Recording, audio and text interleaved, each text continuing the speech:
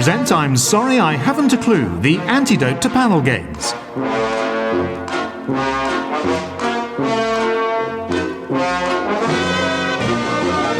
At the piano is Colin Sell, and your chairman is Jack Dee.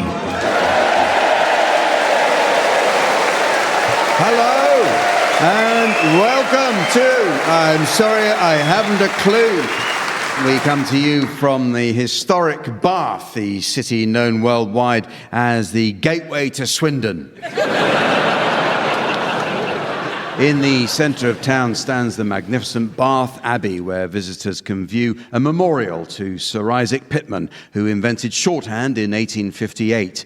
Located in the North Choir aisle and inlaid with beautiful gold leaf, the plaque is a fitting epitaph to a life well lived.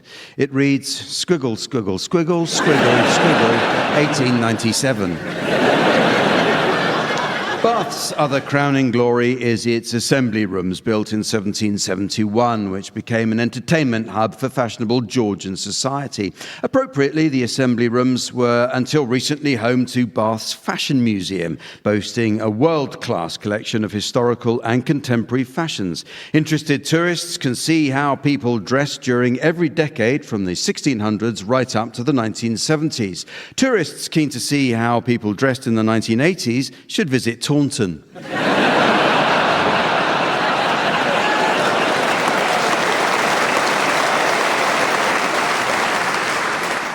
The astronomer William Herschel lived in Bath, and it was here in 1781 that Herschel discovered the unfortunately named planet Uranus.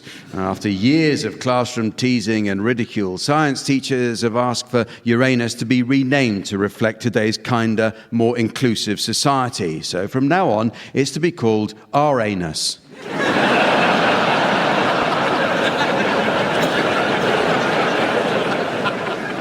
The first ever stamp to be mailed was sent from Bath in 1840. The letter arrived in Gloucester 4 days later, a record that still stands to this day.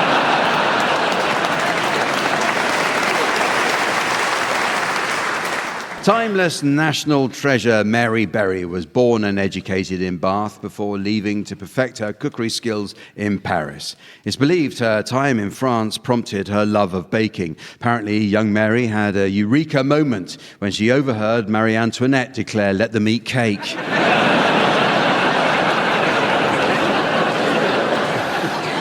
Bath today is one of the most prosperous cities in the UK, and of its several districts, the area known as Widcombe is the most affluent, with an average property price of £1.2 million. In fact, so well off are the residents there that only last month the Widcombe branch of Wetherspoons closed and reopened as a bank.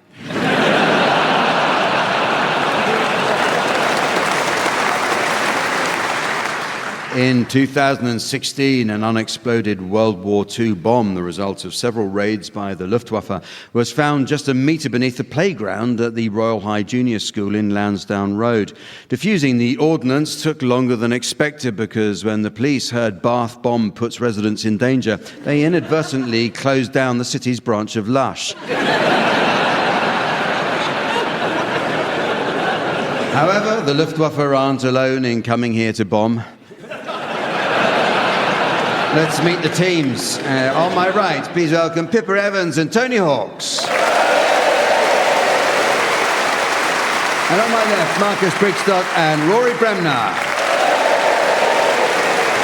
And taking her place at the desk next to me to enjoy an evening of scoring, please welcome the ever-delightful Samantha.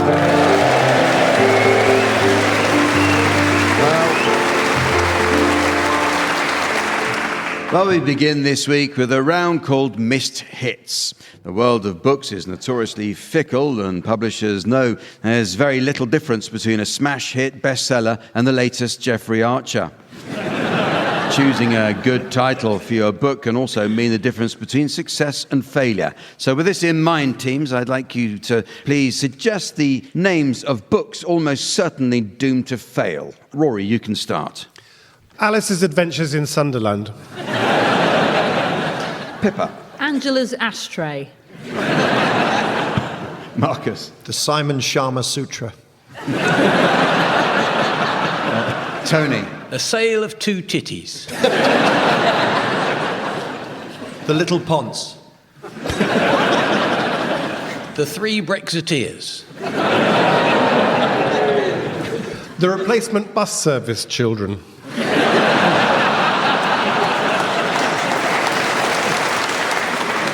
Emily Bronte's Laddering Tights. MILF on the Floss. Miserable Les. Here's Wally. David Copperfield. Maybe Dick. A round island with a fridge magnet.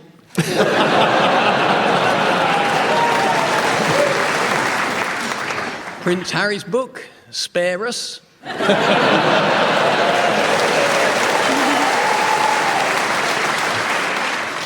Time now for a musical round. As I ask the teams to sing one song to the tune of another. It's a complicated round which bears some explanation. Try to imagine a song's tune as a head cold and its accompanying words or lyrics as a mentholated decongestant lozenge.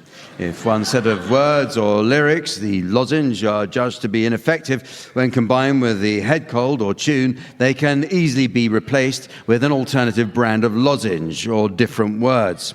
Incidentally, I was clearing out the bathroom cabinet the other day when I came upon the remains of a popular brand of cough lozenge. It was in poor shape and barely recognisable as a tune.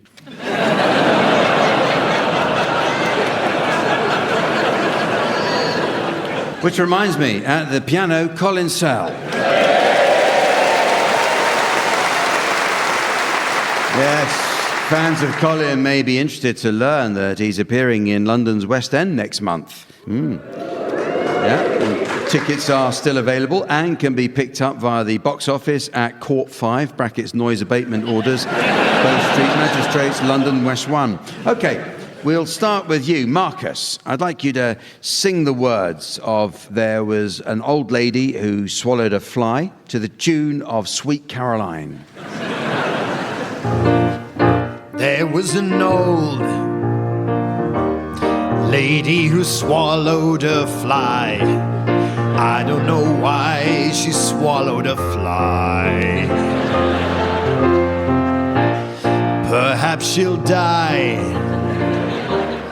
There was an old lady who swallowed a spider that wriggled.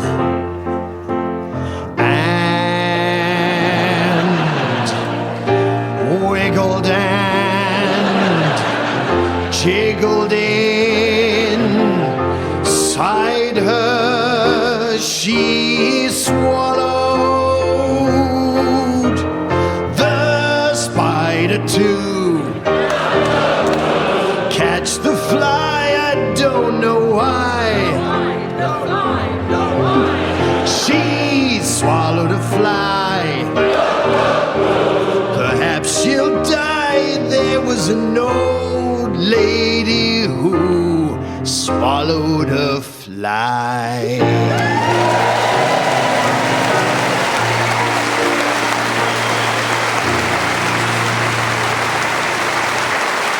Thank you, Marcus Brigstocke, and thank you, all of you, the audience, for keeping your spirits going while you're... OK, you now, Rory Bremner, I'd like you to sing the words of Come Into the Garden Maud to the tune of Supercalifragilisticexpialidocious. Come into the garden, Maud, for the black bat night has flown. Come into the garden, Maud, I am here at the gate alone. I am here at the gate alone, and the woodbine spices are wafted abroad, and the musk of the rose is blown. Diddle-diddle-diddle, diddle-diddle-diddle, for a breeze of morning moves, and the planet of love is on high, beginning to faint in the light she loves. On a bed of daffodil sky, to faint in the light of the sun she loves, to faint in his light and to die. Oh, Come into the garden moor, for the black night is flown. Come into the garden moor, I am here at the gate alone. I'm here at the gate alone, I'm here at the gate alone. Come into the garden moor, for the black bat night is flown. Thank you very much.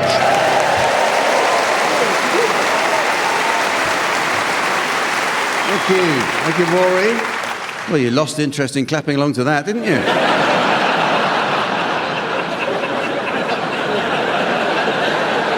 Don't start what you can't finish. Okay, Pippa Evans, it's your turn, and I'd like you to sing the words of the Teddy Bears Picnic to the tune of Leonard Cohen's Hallelujah.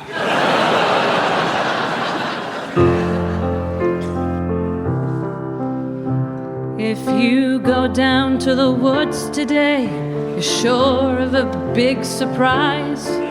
If you go down to the woods today, you better go in disguise. For every bear that ever there was will gather there for certain, because today's the day the teddy bears have their picnic. Picnic time for teddy bears. The little teddy bears are having a lovely time today.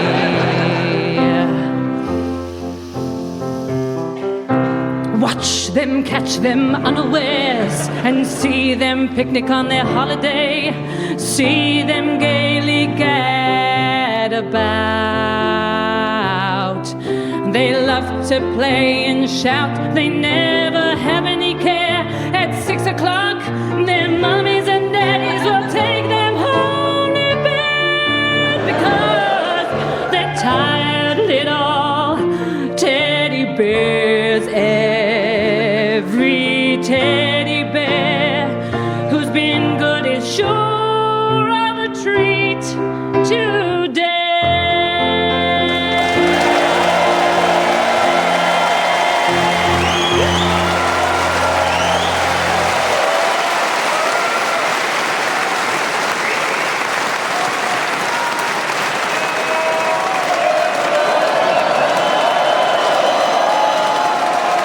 Oh, you've got to be joking.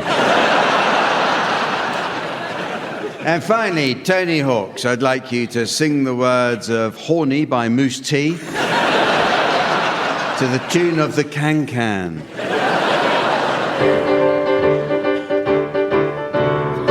You got me horny in the morning, and you know I tried to call you, but I can't find the telephone. I sent a message through the internet, but it rejected. I wrote a letter and I sent it with the post. The posting takes so long, so I've got to sing this song to let you know how I feel. What's the deal, babe? I can't wait for you. The things you make me do, my heart is ringing, so I'm singing.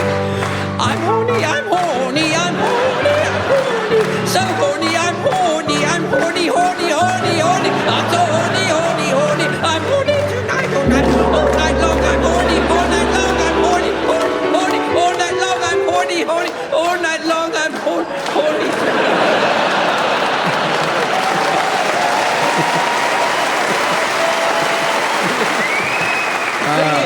The thing is, it's actually true, I am. It's true. The next round is called Word for Word and is all about words. The West Country accent is justifiably famous worldwide and features many charming indigenous words, some still spoken in parts of Bristol today. For example, wasps are known as jaspers, plimsolls are called daps, and a potential husband is known as a cousin.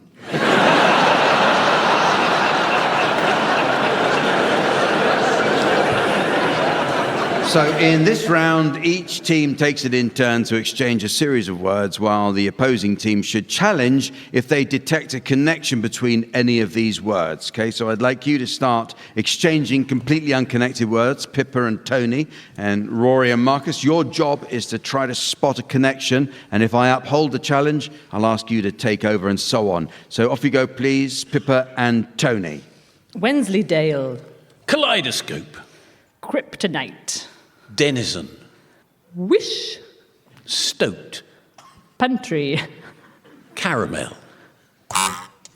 Pantry caramel, Rory? Well, that's obvious, isn't it? You'll find caramel in the pantry. I don't think so.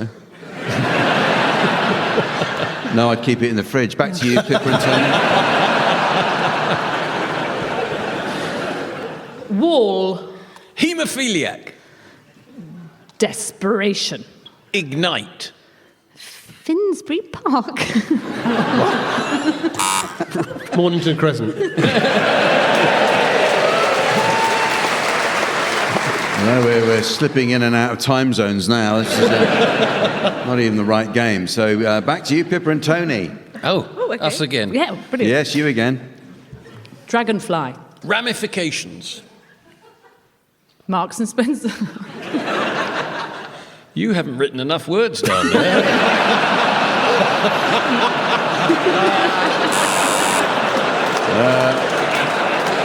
Marcus has come in with a challenge. Well, there's a connection between Marks and Spencer. They both run a shop. Good point. I think you've won a bonus point there with that challenge, Marcus. So over to you, Marcus and Rory. Glottal. Thank you. What a shame, just as it was getting fun, the gong has finished the game. Well, thank you, teams. Our next game is all about the world of cinema. The rise of social media has prompted concerns about plot spoilers, remarks or information which give away important plot elements of a film or drama, and which, if not monitored, can ruin the experience for others. Actors are particularly conscious about revealing spoilers to the shows that they're in, as I learned from an actor friend of mine shortly before he took to the stage as the murderous policeman in Agatha Christie's The Mousetrap. Ah, shut up. Think of the money I saved you. So, in this round, teams, I'll read out some genuine but incomplete straplines to a series of famous films, and your job is to try to complete them. Okay. So the first cinema strapline is for you, Pippa. Can you complete it? It's from The Wild Bunch. Unchanged men in a changing land, out of step, out of place, and... Still presenting Top Gear.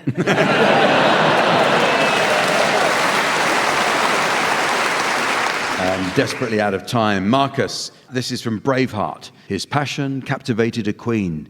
His courage inspired a nation. His... Comments about Jews were a bit much.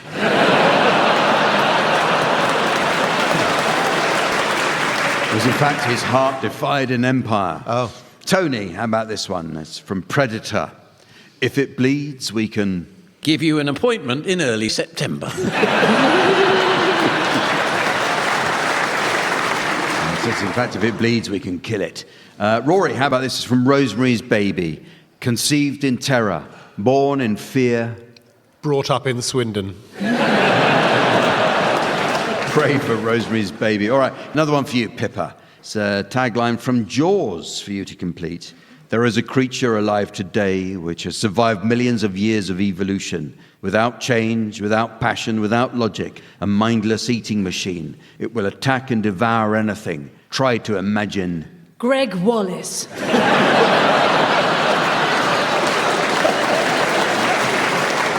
He's actually tried to imagine meeting the devil with Jaws. Marcus, this is from Jaws 2. I mean, it's from Jaws 2, not... This is also from Jaws. This is from Jaws 2. Just when you thought it was safe to go back in the water. Severn Trent Water filled it with turds. There's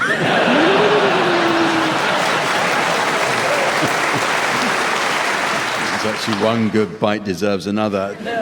And here are some for any of you to have a go at. This is from Scarface. He was Tony Montana. The world will remember him by another name. Ian. Of course, that was Scarface. This is from the film Wait Until Dark. Audrey Hepburn as a blind woman playing a deadly game of... Who can park nearest to the sea?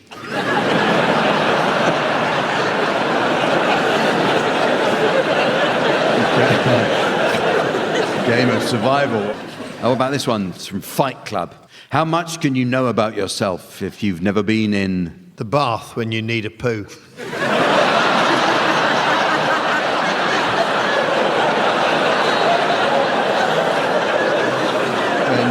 when you've never been in a fight. Oh. And finally, from the film Gandhi, his strategy was peace. His weapon was... poking out of his doty.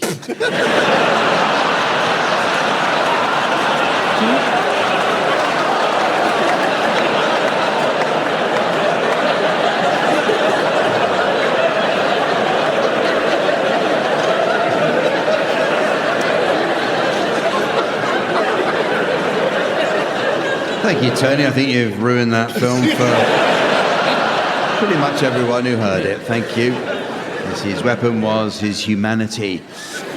Well, this next round's all about television. These days, ITV actively encourages commercial sponsorship of its programming, their only criteria being that the product should reflect the program's key demographic. Indeed, only last week, ITV announced that their lunchtime ratings winner, Loose Women, is to be sponsored by a female incontinence product.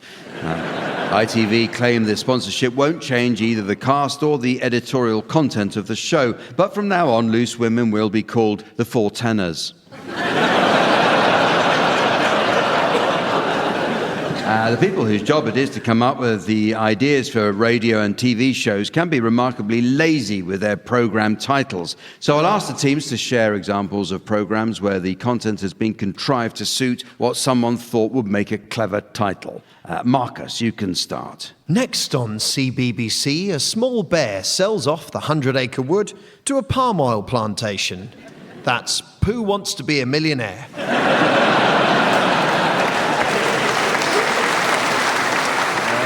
Pippa. Good news for sports fans here on BBC One. Usain Bolt and Dwayne Chambers will be fully dressed and made up as Colleen Rooney and Rebecca Vardy as they compete over 100 metres. That's RuPaul's WAG race tonight at 9. Tony. On Channel 4 tonight, Anna Richardson hosts a team of Home Office civil servants who'll be stripping off their clothes and competing to see who's best at removing sensitive material from official documents. That's Naked Redaction at 10.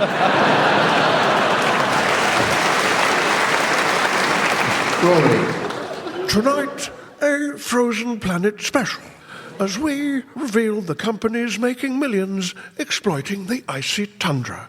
That's Cash in the Arctic. It's Sunday at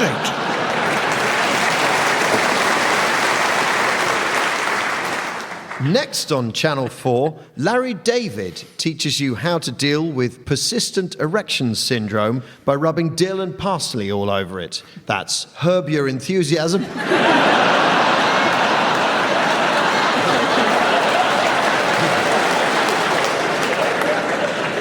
After the news, Prince Andrew tells us about the many friends he's made in America's most exclusive circles and in the Saudi arms trade. That's Embarrassing Buddies at 10:30. Make sure you don't miss the extraordinary documentary series on Netflix featuring the legendary Joe Exotic and his eccentric attempts to introduce pickled cucumbers to Bangkok. That's Ty Gherkin on Netflix. I'm not sorry. Hello, I'm Kate Adie. Join me this morning as we create an icing sugar model of former Prime Minister Boris Johnson. That's from our own Boris Fondant. After the news.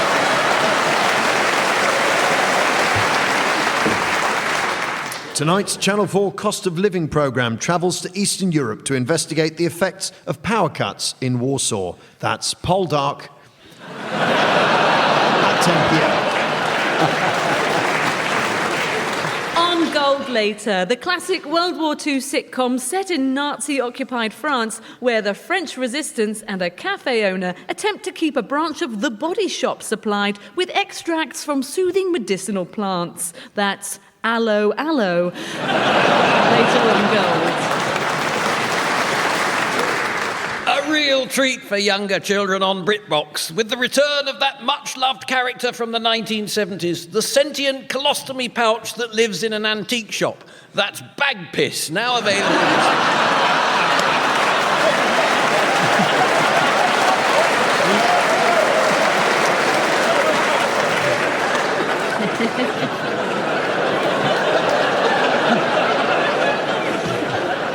Well, it's very nearly the end of the show. But there is just time to fit in a quick round of West Country Film Club. Samantha tells us she's just paid a visit to a local gentleman apple farmer who's recently bought an industrial apple press with a view to going into commercial drink production. She says she was delighted to assist him in squeezing the last drops of juice from his pippins and is confident he'll soon be very big in cider.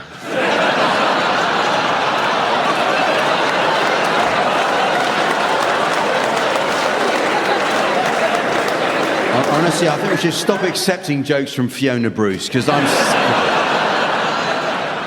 Anyway, teams, in this round, I'd like you, please, to suggest titles of films likely to prove popular in the West Country.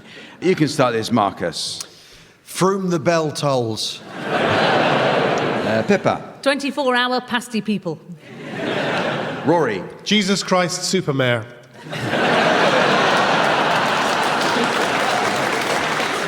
Tony. Debbie Does Dawlish.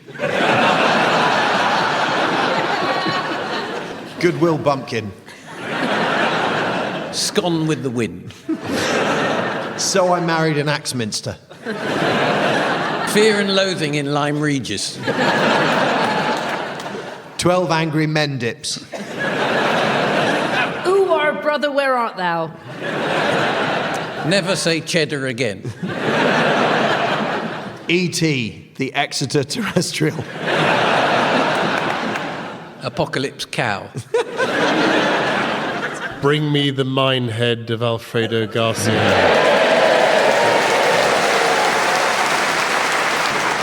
And so, ladies and gentlemen, as the truculent teenager of time remains glued to the constant tablet of eternity, while the exasperated parents of posterity remind him who's paying the bloody bills, I notice it's the end of the show. So from the teams, Samantha, myself, and our audience here in Bath, it's goodbye. Goodbye. Tony Hawk's Pippa Evans, Rory Bremner and Marcus Brigstocke have been given Silly Things to Do by Jack Dee, with Colin Sell setting some of them to music. The programme consultants were Fraser Steele and Stephen Dick, and the producer was John Naismith.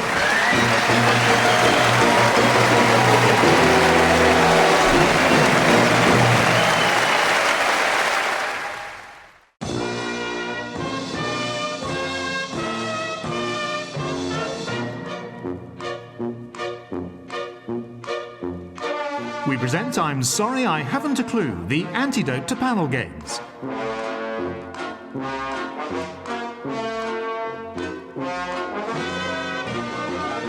At the piano is Colin Sell, and your chairman is Jack Dee. Hello and welcome to I'm Sorry I Haven't a Clue. You joined us this week from Bath. In 1942, Bath was targeted by Nazi bombers, hoping to dent Britain's resolve. The German attacks were known as the Baedeker raids, as the targets were inspired by the popular German travel guide, which highlighted only the most historic and cultural areas in England. Residents of Weston-super-Mare said they never felt so safe. The nation's favourite children's modelling clay, plasticine, was invented in Bath in 1899 by sculptor William Harbutt. At Harbutt's funeral in 1921, as a mark of respect, his remains were shoved up a toddler's nose.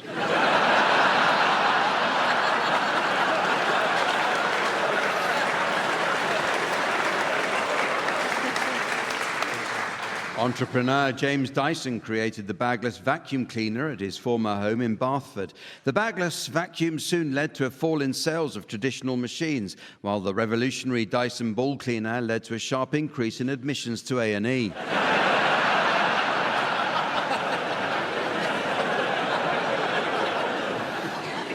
Let's meet the teams. They are, on my right, Tony Hawks and Pippa Evans. On my left, Marcus Brigstocke and Rory Bremner. And taking his place on the scoring desk next to me, please welcome our resident tree trunk in trunks, the immaculate Sven.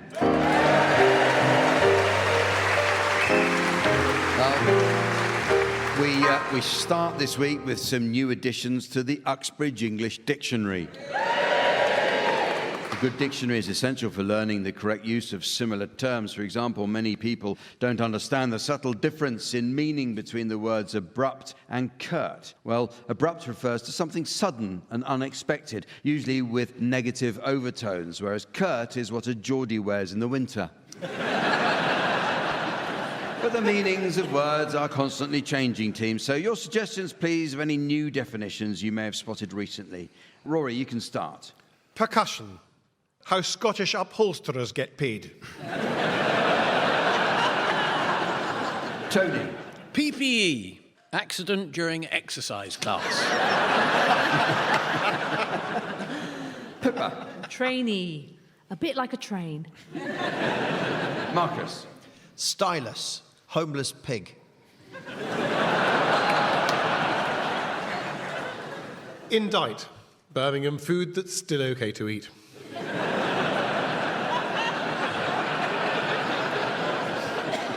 Aspiration. Breathing through your bum. Omelette. Tiny Buddhist.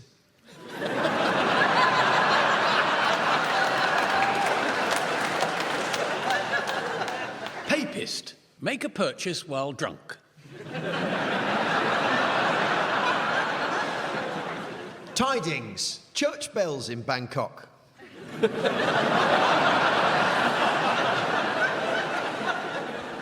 Tabbouleh. Forbidden love.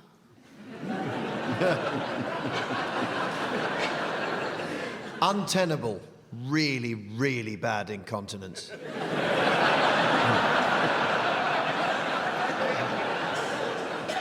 Condescending. Prisoner in a lift. Shattering. A circular skid mark.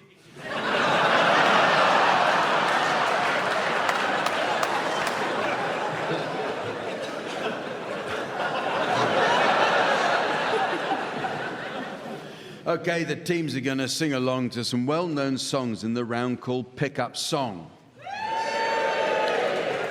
In this round, Sven will spin the discs and each of you teams will sing along to your records until Sven turns the music down. If on its return you're within a gnat's crotchet of the original, I'll be awarding points. And points mean a stomach-churning parade of rampant, unchecked capitalism. What do points mean? Yes.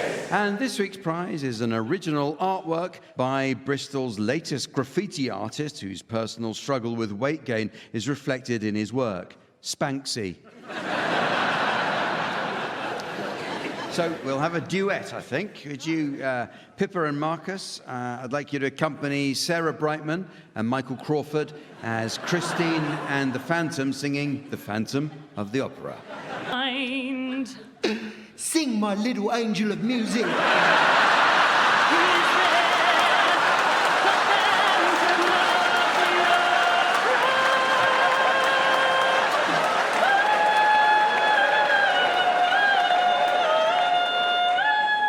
That's it. Sing for me and for Jessica.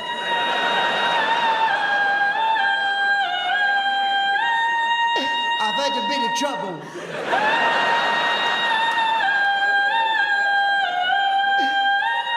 There she goes, the angel of music. Look at her singing. Sing, my angel of music.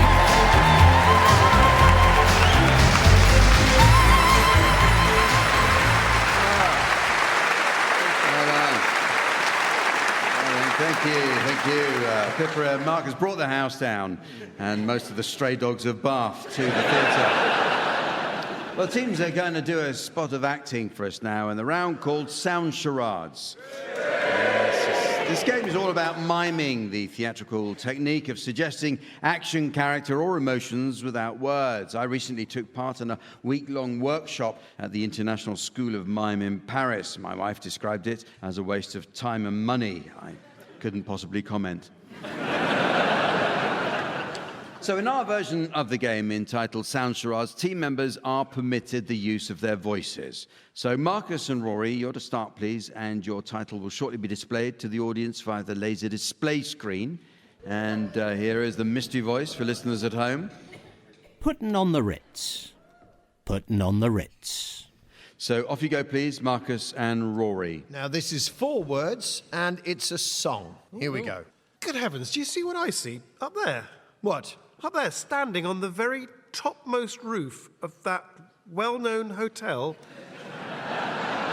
in London's Piccadilly. Oh, yes, look at that. What is it? Is it Dobby the house elf? No, I think it's that monstrous bastard from Moscow. Oh, so it is. Could it be Putin on the Ritz? Yes. Putin on the Ritz. Okay, thank you. So a title for Pippa and Tony, now on the laser display board. And here, once again, is the mystery voice for listeners at home. Frozen 2. Frozen 2. Well, this is a film. It's a film. Film. How many words, Pippa? 2 words. 2 words. And it goes like this. I'm bloody cold. So am I.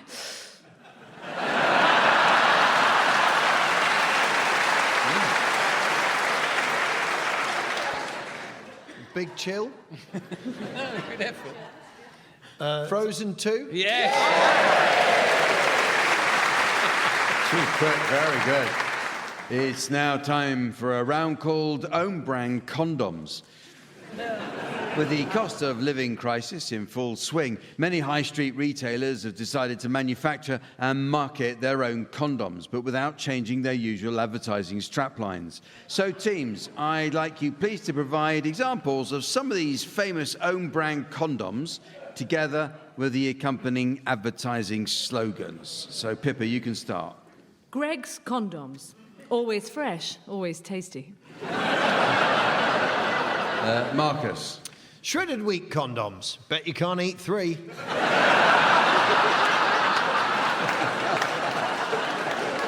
Rory. Pringles condoms. Once you pop, you can't stop.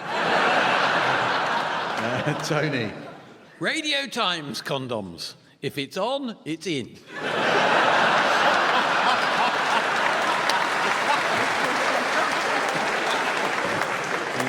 Dyson condoms. Say goodbye to the bag. TV Times condoms. I never knew it had so much in it. Alpro soy condoms. This is not milk.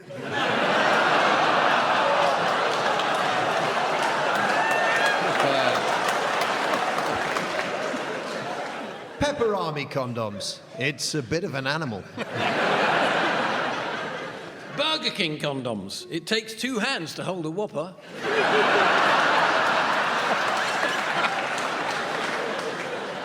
Odeon Cinema condoms. Coming soon. Bisto condoms.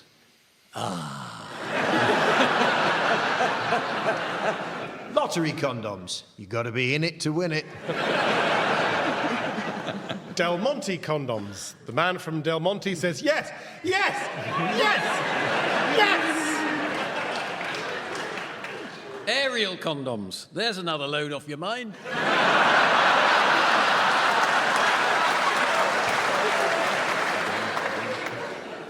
Well, it's now time to play the game called Mornington Crescent.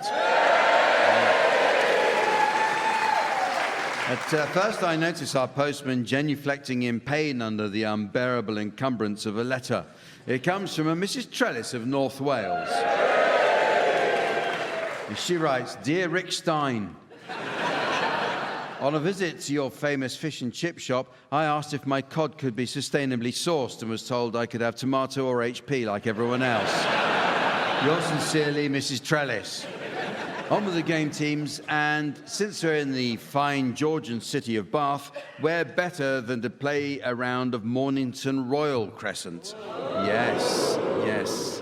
So in this version of the game, the path between moves must be in the shape of a crescent or curve. Straight line travel is not allowed, and nor are non-parabolic curves such as hyperbola, strophoid, or serpentine curves.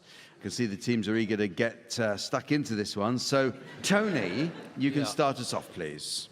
Well, if it's Royal Crescent, it would be absolutely right to start with King's Cross. Okay.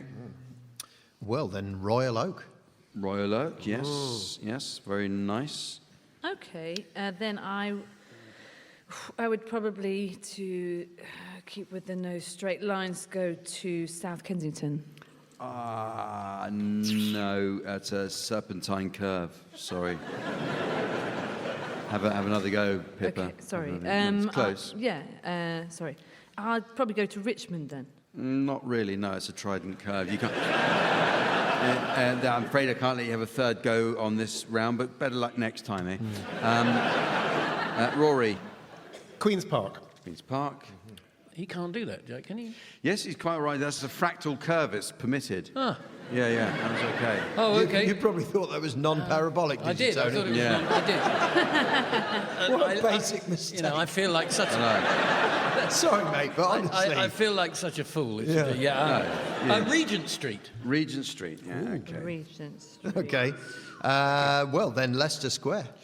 Very nicely done. Yeah, that's what we would call a folium curve. In actual fact, perfectly right. Leicester Square. Okay, Well so, They knew. of course it is. Yeah. so Leicester Square, I should probably, if I'm thinking about it, if I imagine a protractor going round, we could go to Charing Cross. Oh, I'm afraid not. That would be a radial curve, which is one of the We didn't say radial curl non-permissive earlier. ones. Well, I was kind of hoping you'd already know. Okay, Green Park. No, bell curve. Bell curve. So, it's not your day, is it? Rory. Holborn. Nice. Holborn, then Belsize Park. Ah. Why is that allowed? Yeah, but it's good. Because that's a slinky spiral. I'll tell you what, I'll tee one up for you, Pippa. Thank all right? you. Lambeth North. Okay, yeah, thank you. Okay, Lambeth North, Covent Garden. You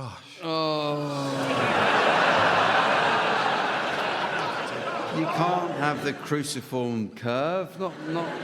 Not following Hyde Park. Come on, Pippa. Is this workplace bullying, Jack? It's not. It's just sticking to the rules. Sticking to the rules. Okay, okay, we're going to go to Canada Water. Canada Water, classical modular curve. Yeah. Not allowed. Rory. Earl's Court. Mornington Crescent.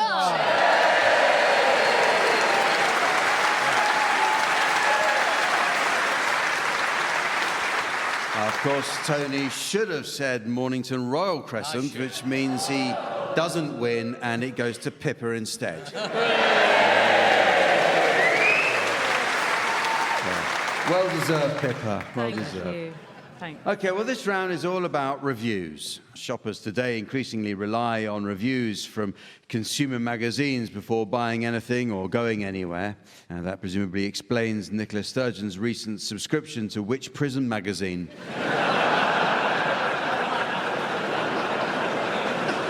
In this round, I shall present the teams with a selection of genuine internet reviews, and their job is to correctly identify to what the review is referring. So, start with you, Rory. What is being reviewed here? I got this for myself, but my cat absolutely loves it. Cat food. It's actually a review of a scalp scratcher from Amazon. Marcus, how about this? What's this a review of? Outrageously expensive. When I last went 65 years ago, it cost £1. Wales? In fact, it was a review of the Roman baths in TripAdvisor. You know. Yeah. Pippa, what's this a review of? Doesn't flap about as much as the previous ones I've had. Wingless pigeon.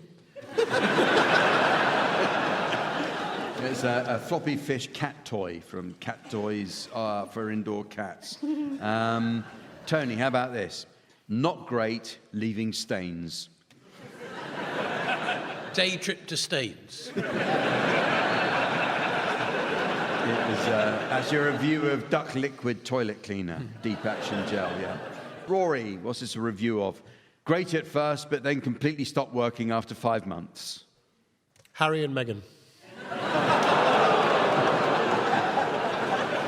How dare you, Rory? It's actually a review of a nose hair trimmer on Amazon. Marcus, what about this one? If it was up to me, I'd just remove the cross and have these all year. Easter. Strangely enough, you're quite close. It was Sainsbury's fruity hot cross buns. Oh. Yeah. Pippa, what's this a review of? Sometimes she humps it first before curling up. Totally normal, just establishing she is the dominant one. Richard Madeley. It's a review of a snuggle puppy stuffed toy for dogs. Oh. It's a pet calming aid. Tony, what's this a review for? The misspelling on the box is a little off-putting after the price I paid for it. Scabble.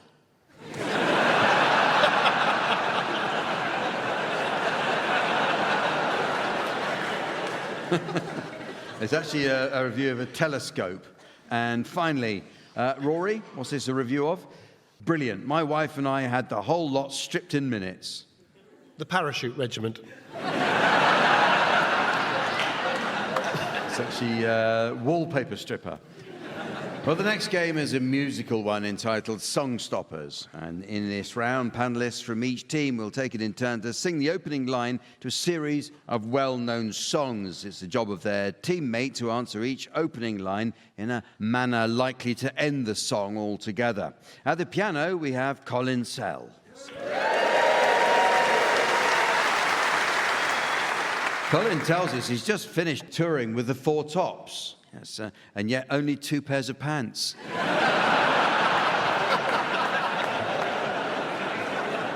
I see you found the Red Cross shop. Okay, you can go first, Marcus and Rory. Can we have your medley of first lines now, please? Twinkle, twinkle, little star, how I wonder what you are. Well, interestingly, what you call a star is as likely to be a partially collapsed sun in a completely different galaxy, a really long way away. Oh, you've gone to sleep.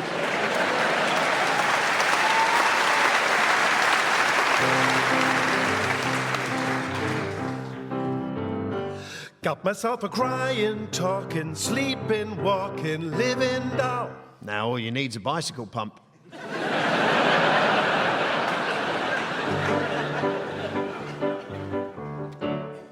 I'm getting married in the morning. Of course you are, Mr. Murdoch.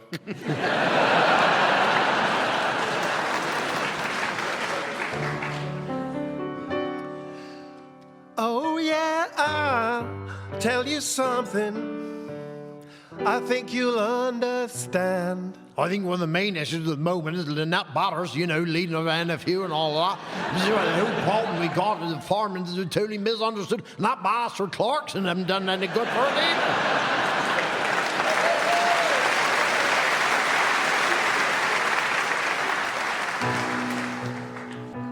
Hello, hello, hello. Is there anybody in there? Yeah, I'll give it 5 minutes if I were you.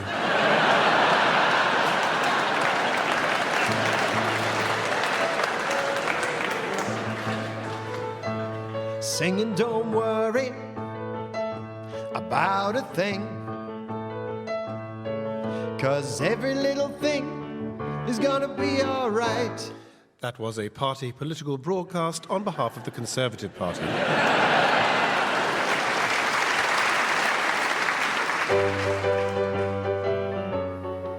Oh yeah, we're jamming. I wanna jam it with you. Oh yeah, jamming, jamming, jamming, jamming. I hope you like jamming too. Yeah, I'm from Devon, mate, so it's creaming first and then jamming. Thank you. Okay, it's your turn now, Pippa and Tony. Can we have your first line medley?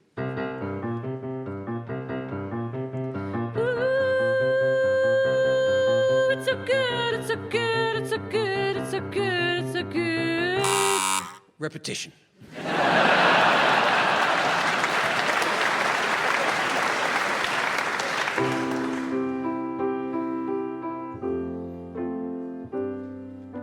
She may be the face I can't forget, a trace of pleasure or regret, the one I care for through the rough and ready years.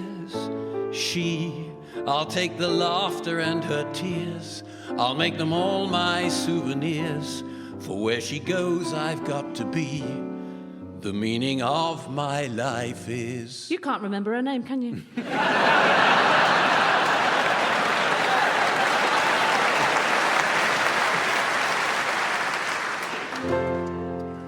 I guess that now it's time for me to give up. But Mr. Biden, you're only 104. We don't need no education. Hello, children. This morning we'll be doing double negatives.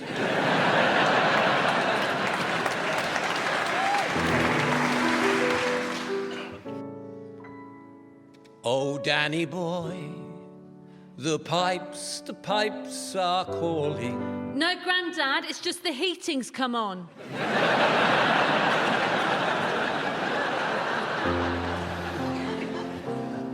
I see trees of green, red roses too. Yes, well, if you just back the car off the roundabout now...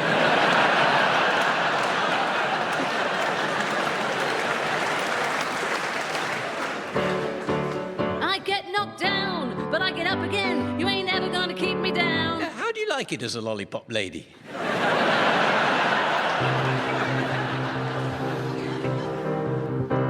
When I look back upon my life, it's always with a sense of shame. Oh, I think 49 days as Prime Minister was very good, Liv.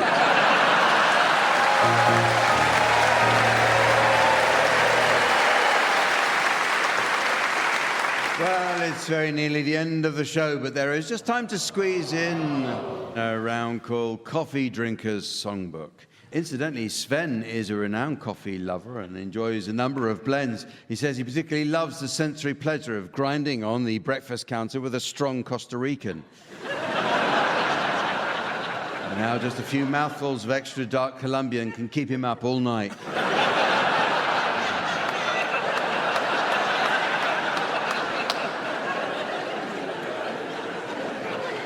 Anyway, teams, in this round, I'd like you please to suggest the titles of songs likely to appeal to coffee lovers. So, Tony, you can start. They tried to make me go for decaf, and I said no, no, no. Pippa. We don't need a Cafe Nero. Rory. I'm sipping on the mocha, the bay. Marcus. Heathcliff, it's me, I'm caffeine, I've come home and now... Arabica Rigby. You can go your own way. Don't worry, be frappe. Don't you wish your coffee was hot like me? Hello, darkness, my gold blend. DeLonghi and Winding Road.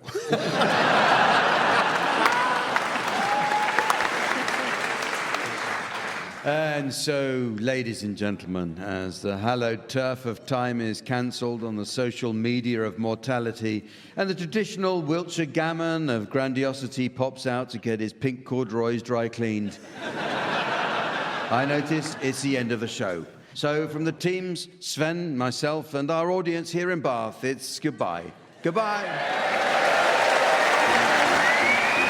Tony Hawk's Pippa Evans, Rory Bremner and Marcus Brigstocke have been given Silly Things to Do by Jack Dee, with Colin Sells setting some of them to music. The programme consultants were Fraser Steele and Stephen Dick, and the producer was John Naismith.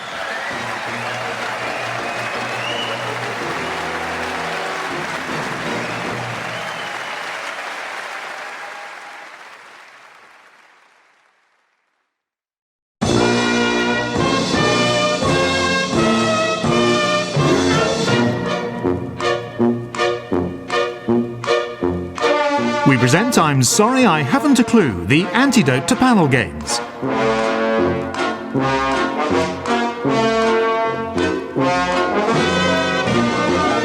At the piano is Colin Sell, and your chairman is Jack Dee. Hello and welcome to I'm Sorry I Haven't a Clue. We come to you from Ipswich. Yes, known as England's most interesting town. 600 years ago. In the 14th century, there were 2 leper hospitals located just outside Ipswich. To prevent the spread of disease, the lepers were forbidden from travelling into town. Although, to be fair, it would have been virtually impossible for any of them to thumb a lift.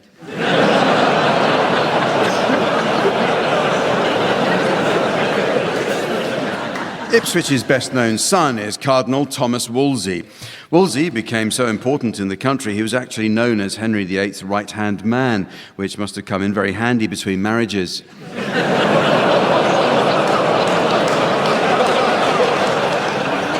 The association with Ipswich of Lord Kitchener of Khartoum is evident in the town as well, with local place names such as Khartoum Road, Omdurman Terrace, and of course the Wicks Bathroom and Kitchener Centre. Ipswich is home to the oldest church bells in the world, known as the Wolsey bells, which were cast in 1440 and whose chimes can be heard up to 5 miles away. And the town also produced the world's first commercially available lawnmower in 1902, powered by an internal combustion engine. It's this extraordinary world-beating double achievement which has ensured that no one in Ipswich has had a Sunday lion for over 500 years.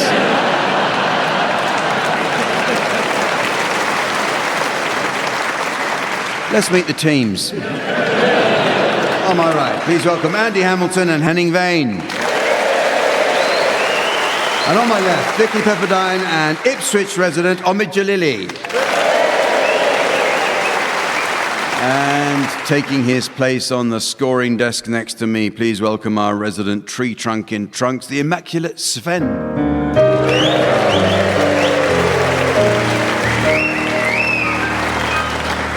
Well, we start this week with a game to make Henning feel at home. It's called German Jokes. It's actually the second time we've tried this round on the show. Unfortunately, the last time we played it, Henning came out the loser. And sadly, if history has taught us anything, Henning, it won't be second time lucky for you.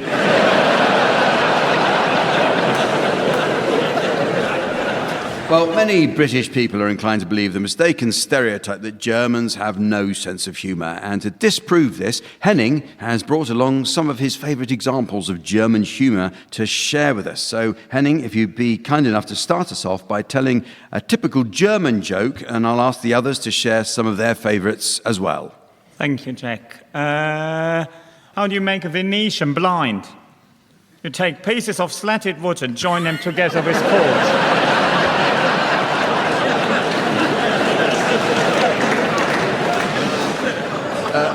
How many Germans does it take to change a light bulb? Why would it take more than one? It is a simple procedure. Andy. 2 nuns are taking a bath. One says, "Where's the soap?" And the other one says, "Having 2 nuns in one bath is very unhygienic." I've got a nun one as well, actually. 2 nuns are riding a tandem along a cobbled street. One says, "I've never come this way before." And the other one says, "No, me neither. I normally use a vibrator." What do you call a deer with no eyes? Very easy dinner for a large predator. What do you call a man with a spade in his head? An ambulance. What's black and white with red spots? A zebra about to be assassinated by multiple laser-sighted firearms.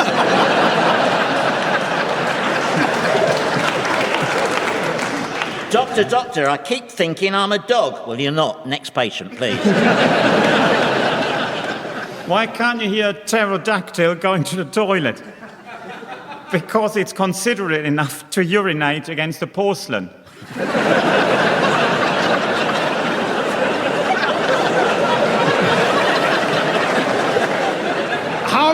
elephants can you fit into a Mini? It depends whether they are still alive or you have dismembered them. Why did my grandfather cross the road? To occupy France.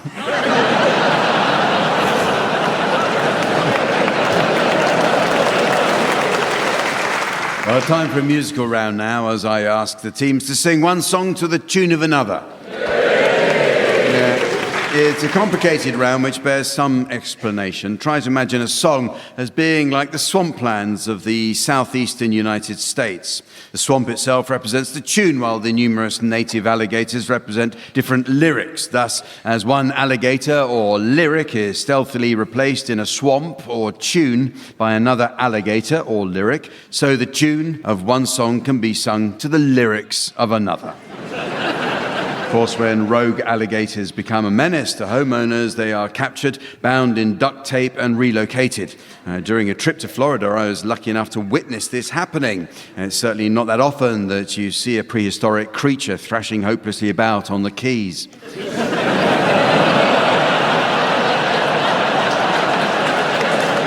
reminds me, at the piano, Colin Sell.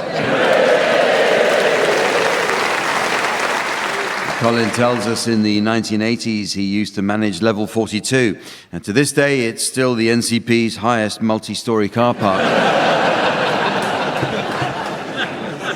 Start with you, Andy Hamilton. I'd like you to sing the words of Rasputin by Boney M to the tune of Danny Boy. There lived a certain man in Russia long ago. He was big and strong, in his eyes a flaming glow. Most people looked at him with terror and with fear, but to Moscow chicks he was such a lovely dear.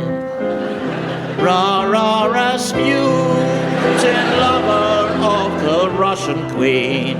There was a cat that really was gone. Rasputin, Russia's greatest love machine. It was a shame how he carried on.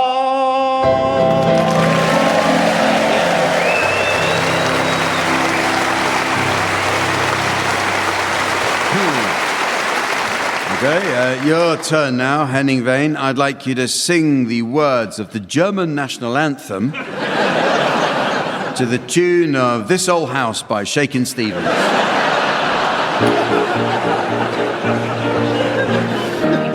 Einigkeit und Recht und Freiheit für das deutsche Vaterland. Danach lasst uns alle streben, brüderlich mit Herz und Hand. Einigkeit und Recht und Freiheit sind des Glückes Unterpfand. Blühe im Glanze dieses Glückes, blühe deutsches Vaterland. Einigkeit und Recht und Freiheit für das deutsche Vaterland. Danach lasst uns alle streben, brüderlich mit Herz und Hand. Einigkeit und Recht und Freiheit sind des Glückes Unterpfand. Blühe im Glanze dieses Glückes, blühe deutsches Vaterland.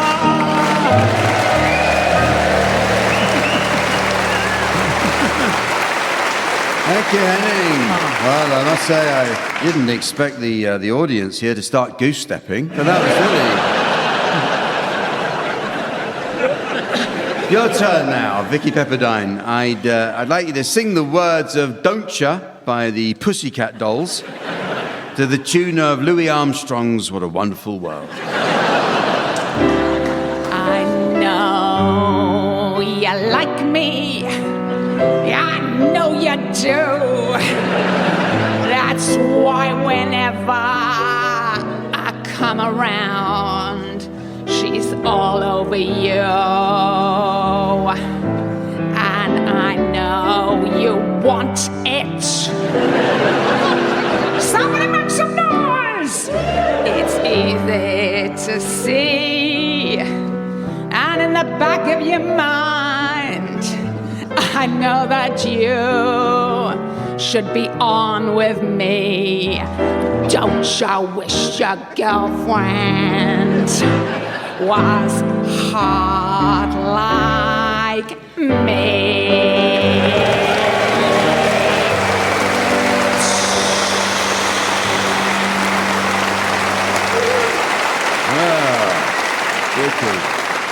And finally, Omid Djalili, I'd like you to sing the words of Marvin Gaye's Sexual Healing to the tune of My Favourite Things from The Sound of Music.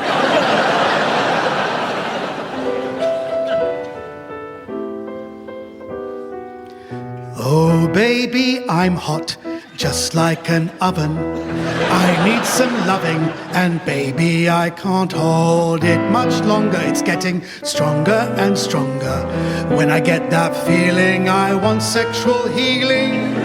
Sexual healing, oh baby, makes me feel so fine. Helps to relieve my mind. Sexual healing, baby, is good for me. Sexual healing.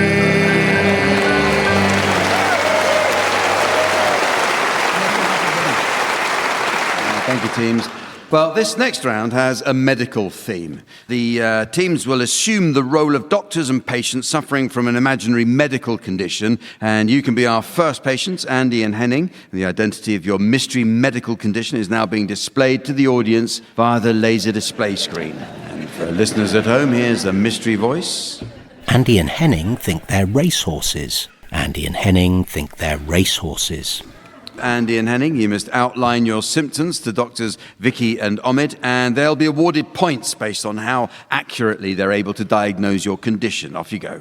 Come in. How can we help you? Well, I think the crux of our problem is we're both extremely well-bred, from very pure stock, and that makes us quite sort of nervy and highly strung. Which is why I just kicked your receptionist.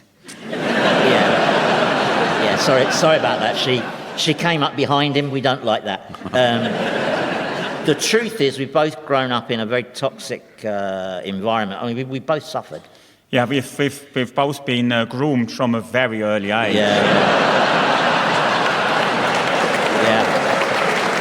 And our workplace environment is so hard. Oh, sorry, I've got a glimpse of a dog outside. We're very easily startled. Which is why he just crept on your carpet. Yeah, sorry about that. Yeah, so you can put it on your roses. I don't like my work, but I'm saddled with it. Yeah. And they bully us. There is always someone on your back. Usually a little Irishman, or that Italian git if you're good enough. Yeah. They push us too hard. We're going to end up knackered. Some days are horrible. I mean, take yesterday. Things were going terribly. I was having a mare. Well, you were having lots of mares. But someone left the gate open, so I thought... I keep getting flashbacks to Nam. Cheltenham. We just need help, Doctor. That's right. I'll hope you'll be more sympathetic than the medical professionals that my brother saw. He turned up for his appointment with a twisted ankle and they shot him.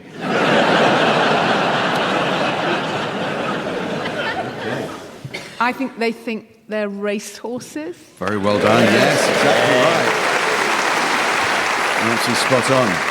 Okay, your turn to be the patients, Vicki and Omid, and the identity of your mystery medical condition will now be displayed to the audience via the laser display board, while here again is the mystery voice for listeners at home.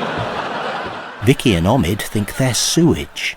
Vicki and Omid think they're sewage. All right, so when you're ready, off you go.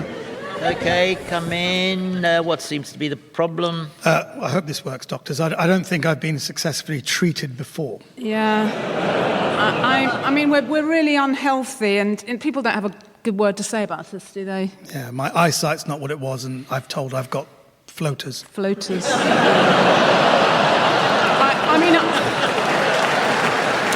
I just feel constantly drained.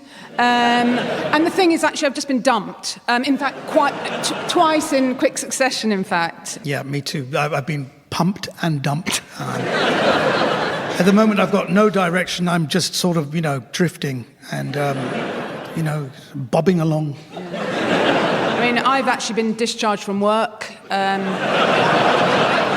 it was quite a senior role. In fact, I've had quite a lot of big jobs over the years. Yes, I was discharged too. I asked why. They said I was taking the piss. And, It's making it much harder for us to enjoy our hobby. We love wild swimming.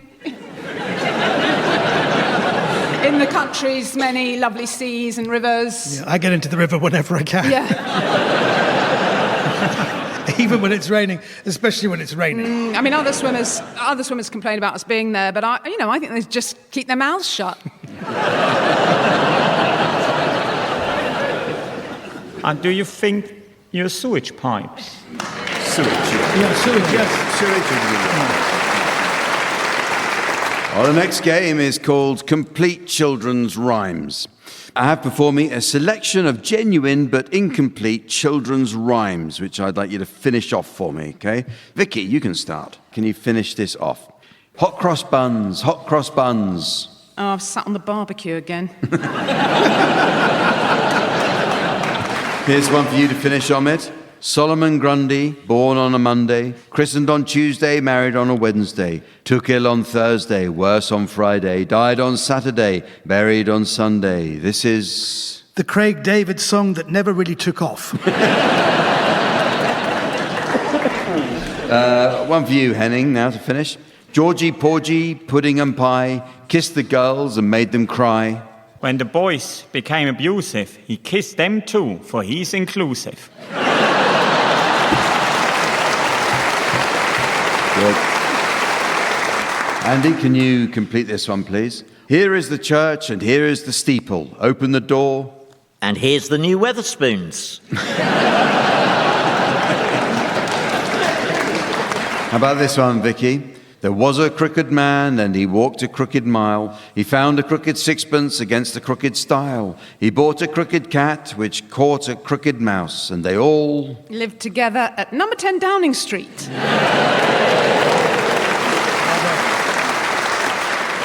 What about this one, Omid? There was a little girl, she had a little curl right in the middle of her forehead. When she was good, she was very, very good, but... When she was Prime Minister, she was shit.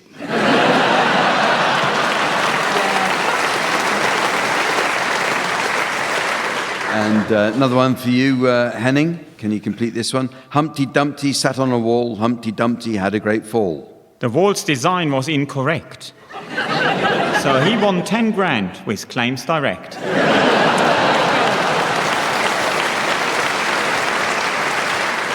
Well, here's some for any of you to have a go at, okay? Tinker, tailor, soldier, sailor, rich man, poor man, beggar man. Token woman.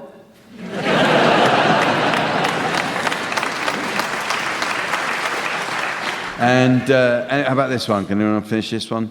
The grand old Duke of York, he had 10,000 men. At a pizza party in Woking, and he never went there again.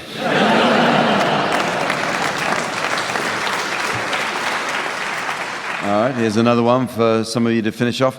Rock-a-bye baby on the treetop. When the wind blows, the cradle will rock.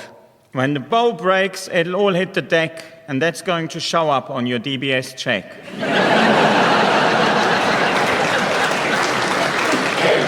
And finally, can any of you finish this one off?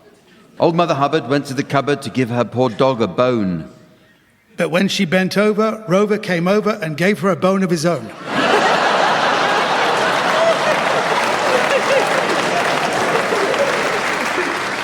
The next game is a musical one entitled Song Stoppers.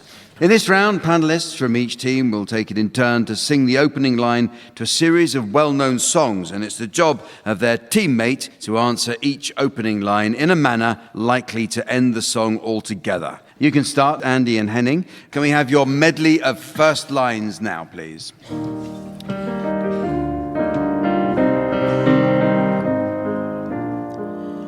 I dreamed a dream in time gone by, when hope was high and life worth living. And then you voted Brexit?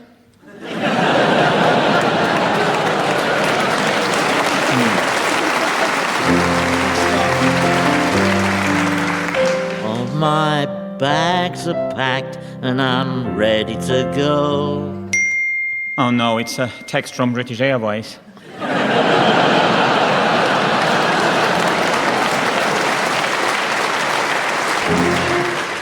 War! Ha! Yeah. What is it good for? I tell you, distracting voters from domestic problems.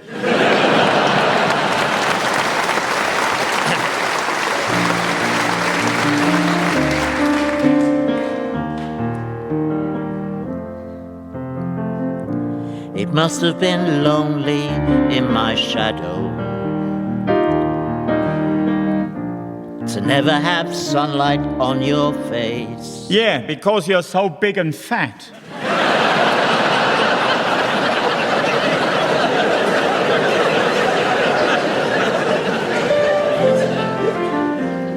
I could while away the hours conferring with the flowers. And that's the problem with working from home.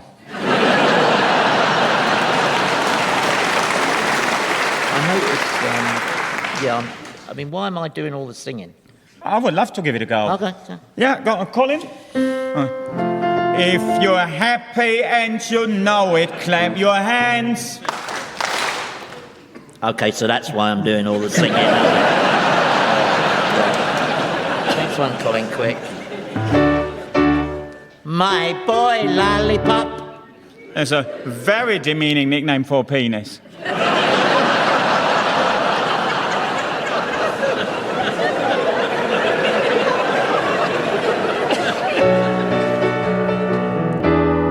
You are the dancing queen, young and sweet, only 17. Yeah, but let's not keep Emily Maitlis waiting, Your Royal Highness.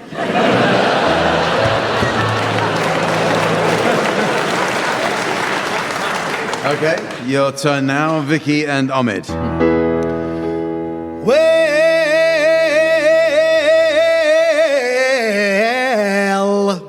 I'm fine, thank you. You?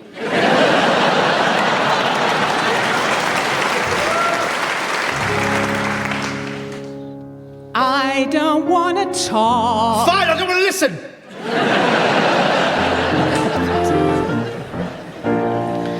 Head and shoulders, knees and toes, knees and toes. At last, a dandruff shampoo for the very hairy.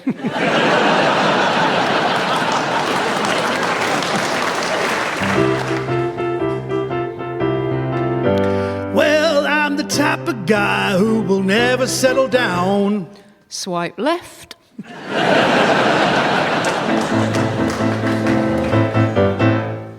I heat up, I can't cool down. I think that's the menopause. Yes, it is! You don't have to be beautiful to turn me on. Why, no, you're a kettle.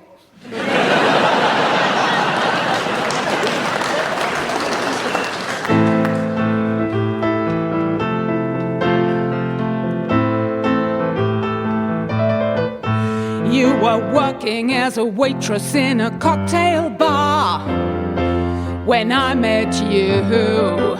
And now I'm working as a waiter.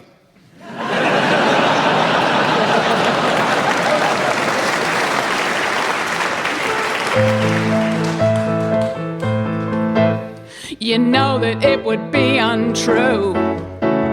You know that I would be a liar. But I maintain no one briefed me that the letter, if not the spirit of the guidelines, was not being observed.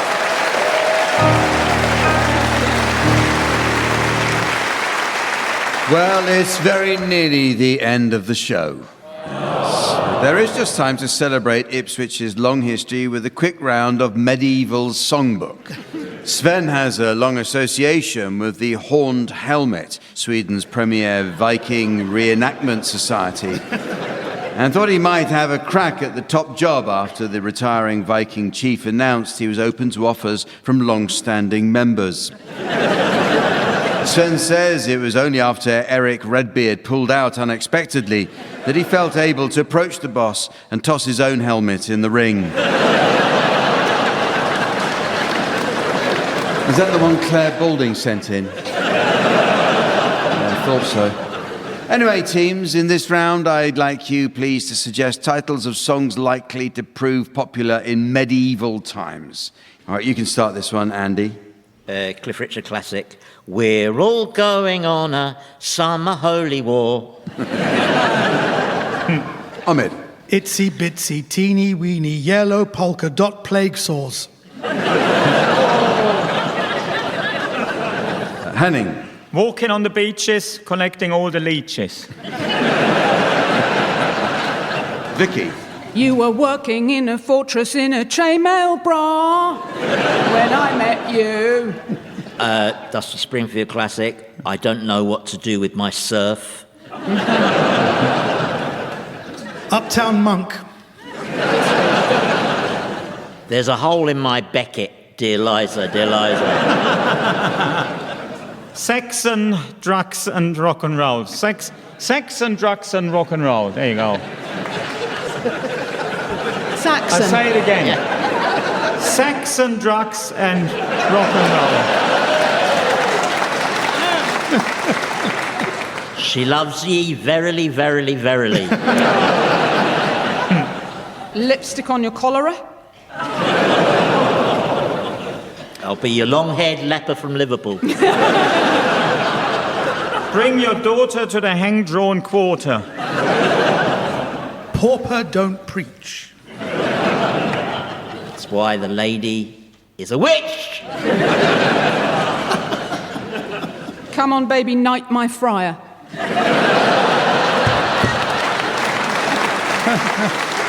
And so, ladies and gentlemen, as the talentless tattooist of time omits to inquire exactly how many E's there are in eternity, and the pissed-off patron of posterity books himself into the 12-week laser course of calamity, I notice it's the end of the show. So, from the teams, Sven, myself, and our audience here in Ipswich, it's goodbye. Goodbye. Andy Hamilton, Henning Wehn, Vicki Pepperdine and Omid Djalili were being given silly things to do by Jack Dee, with Colin Sells setting some of them to music. The programme consultants were Fraser Steele and Stephen Dick, and the producer was John Naismith.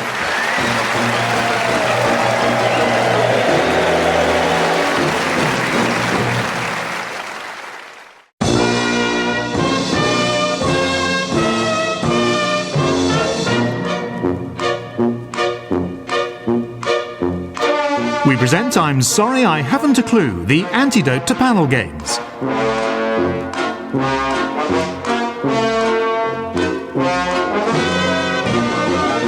At the piano is Colin Sell, and your chairman is Jack Dee. Hello and welcome to I'm Sorry I Haven't a Clue. You join us today on a visit to Ipswich. Yes. In 2015, Ipswich was rated as the third happiest place to live in the UK. Yeah. Coming in at number 1 and number 2 were Anywhere and Else.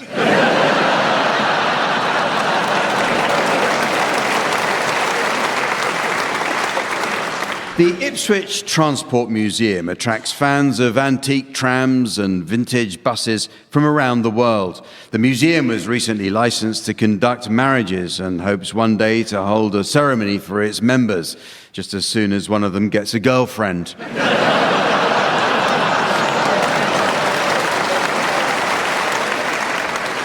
One of the town's most popular tourist attractions is the Clutopia Ipswich escape rooms. Visitors pay to be trapped in a series of horrifying rooms from which they have to escape.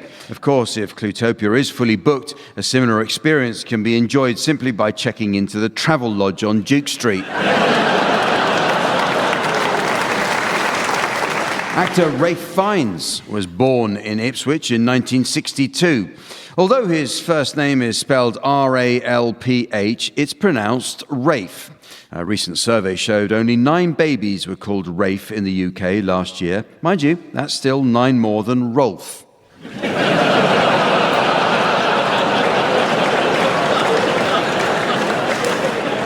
Ed Sheeran grew up in nearby Framlingham and as a teenager used to busk in Ipswich town centre. One of his favourite pictures was outside the Tesco Express on Tavern Street. Young Ed proved to be a favourite with shoppers who looked at him and thought, he's going to be a star, and I must remember to buy ginger nuts.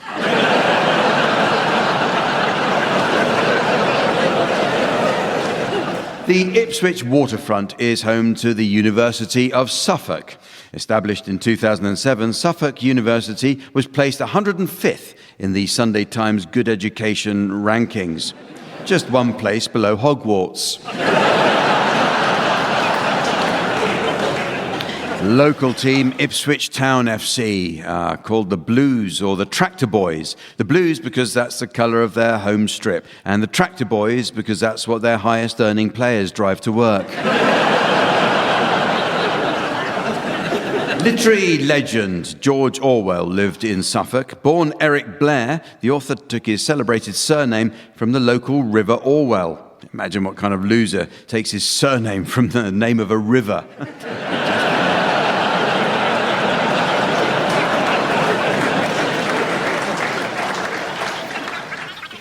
Really?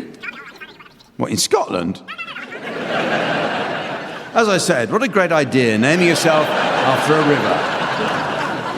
Funnily enough, an author from Diss recently decided to follow Orwell's example, using his own local waterway, the River Waveney. He's now known as Nigel Full of Shit.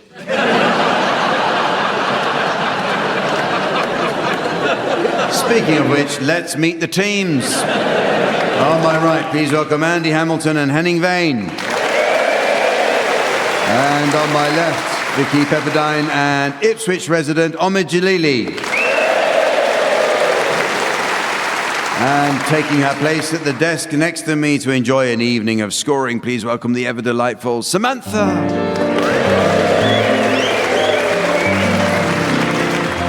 Well, we start this week with some new additions to the Uxbridge English Dictionary.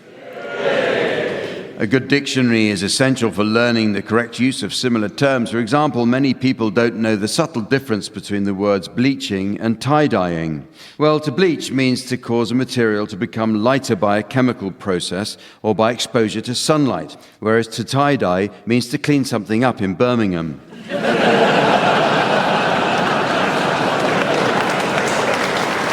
But the meanings of words are constantly changing, team, so your suggestions, please, of any new definitions you may have spotted recently. Vicky, you can start. Cellulite, a shop that sells lamps. Omid. Celery, a bit like a basement. Henning. Capable. Anyone with a neck.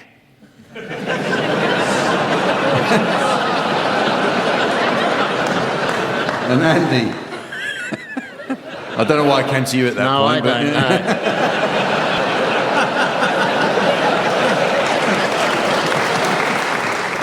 Girdle, a word game for ventriloquists. Information, the red arrows. Maximum. Very fat mother. Disputing, what not to do in Moscow.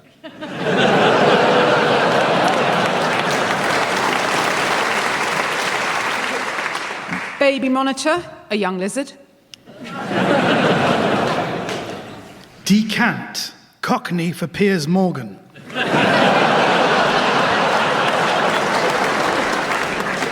Farrago, a letter from your bank informing you that they're closing your account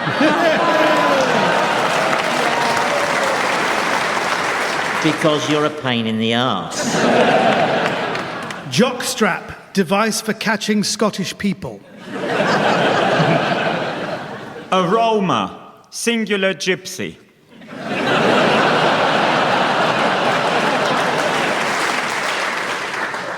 Farsi, a Persian telescope.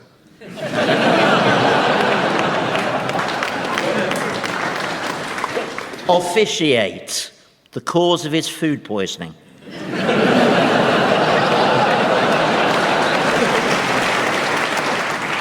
Plank, Japanese practical joke.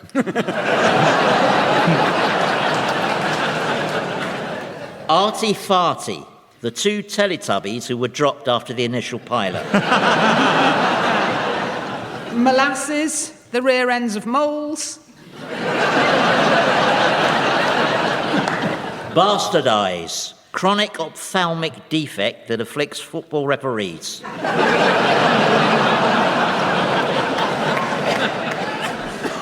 Mirth, what a Geordie uses for eating and speaking. Bin man, someone who is now a woman.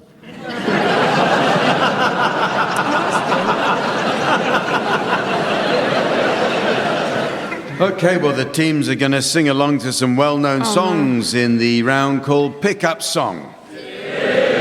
Suffolk is home to many famous musicians: Ed Sheeran, Charlie Simpson from Busted, and Bill Wyman from the Rolling Stones. The octogenarian rocker lives in Bury St Edmunds, Suffolk's second most popular town after Bury Noel Edmunds. In this round, Samantha will spin the discs and each of you teams will sing along to your records until Samantha turns the music down. If on its return you're within a gnat's crotchet of the original, I'll be awarding points, and points mean a frankly sickening display of mass puerility. What do points mean? Yes, and this week's prize comes courtesy of the Saudi Arabian Cricket Federation. It's a pair of front row seats at the Lashes. Vicki, you're to start, and I'd like you to accompany. Over you, I'm hopelessly devoted to you. But now there's nowhere to hide, since you pushed my love aside. I'm out of my head. I'm hopelessly devoted to you. Hopelessly devoted to you.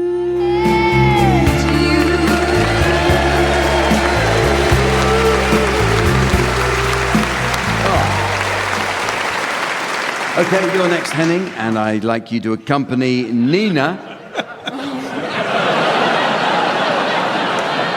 singing Neuner Neunschnick Luftballons.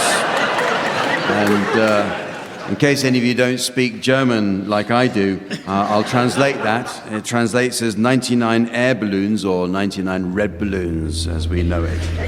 Hast du etwas Zeit für mich, dann singe ich ein Lied für dich von 99 Luftballons auf ihrem Weg zum Horizont. Denkst du vielleicht grad an mich, dann singe ich ein Lied für dich von 99 Luftballons und dass sowas von sowas kommt. 1, 2, 3, 4, 5, 6, 7, 8, 99 Luftballons auf ihrem Weg zum Horizont hielt man für UFOs aus dem All. Darum schickte ein General eine Fliegerstaffel hinterher, Alarm zu geben, wenn's so wär. Dabei waren dort am Horizont nur 99 Luftballons.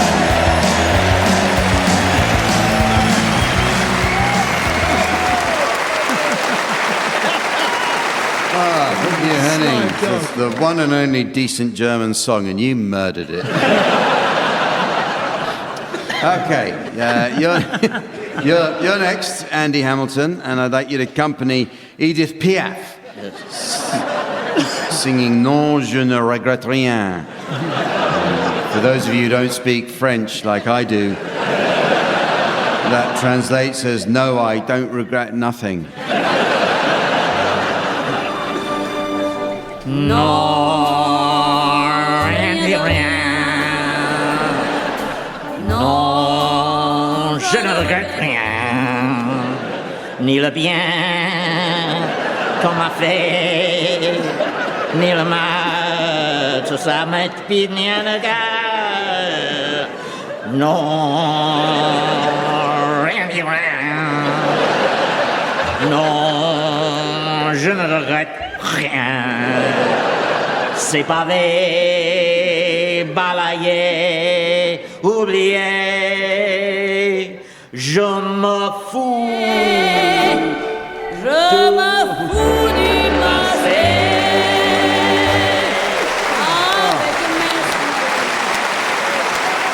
Marvellous, thank you, Andy. Of course, what listeners at home couldn't see is that Andy actually brought his own tumble dryer in to sit on. With that. Finally, would you, Omid Djalili, would you please accompany the boy band Blue singing All Rise? Yo, yo. Your Honor, please, gotta believe what I say. What I will tell happened just the other day. I must confess, 'cause I had about enough. I need your help, gonna make these things here stop. Baby, I swear I tell the truth about all the things you used to do. And if you thought you had me fooled, I'm telling you now, objection overruled.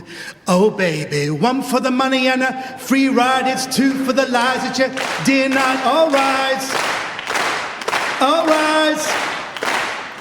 Three for the lies you beat, three for the times you beat, that's four for the times you beat, faking. All right, I'm gonna tell it to your face. Rest my case. Very good. Oh, marvellous. Well, the teams are going to do a spot of acting now for us in the round called Sound Charades. This game is all about miming, the theatrical technique of suggesting action, character, or emotions without words. Germany's most famous mime was Otto Spengler, whose groundbreaking performances often ran counter to the mime orthodoxy of the day. Few would forget Spengler's appearance at the 1930 Berlin Mime Festival, when he outraged mime connoisseurs by controversially walking with the wind. A fierce critic of the regime, Spengler was jailed by the Nazis in 1939. In that year, he managed to escape from prison 9 times. It was only after his 9th escape that the authorities decided to incarcerate him in the notorious Spandau prison and not an invisible glass cube. Well, in our version of the game entitled Sound Charades, team members are permitted the use of their voices. So Andy and Henning, you're to start, please, and your title will shortly be displayed to the audience via the laser display screen. And for listeners at home, here's a mystery voice. Cat on a hot tin roof. Cat on a hot tin roof. Okay, you'll be guessing this one, Vicki and Omid, so off you go, please, Andy and Henning. It's a play and a film, 6 words. Oh dear, oh dear, oh dear. How did that poor thing get up there? I don't know, but the temperature is very high today and the structural covering is made from extremely conductive alloy.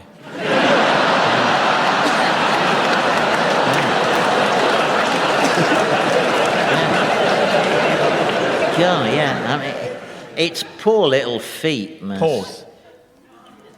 Oh, okay. It's poor little feet, Miss. No, Pause. but I did pause. Oh, right, sorry, pause. Sorry, yeah, pause, of course. Yeah, yeah. So I see English is your second language as well.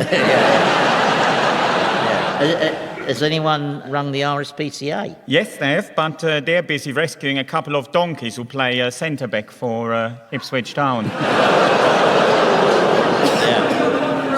Okay, so that poor creature, how did it get up there? Did it jump?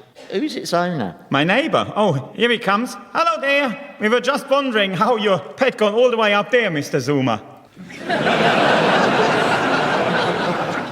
Something to do with the cat. Yeah. Yes. Definitely something to do with the cat.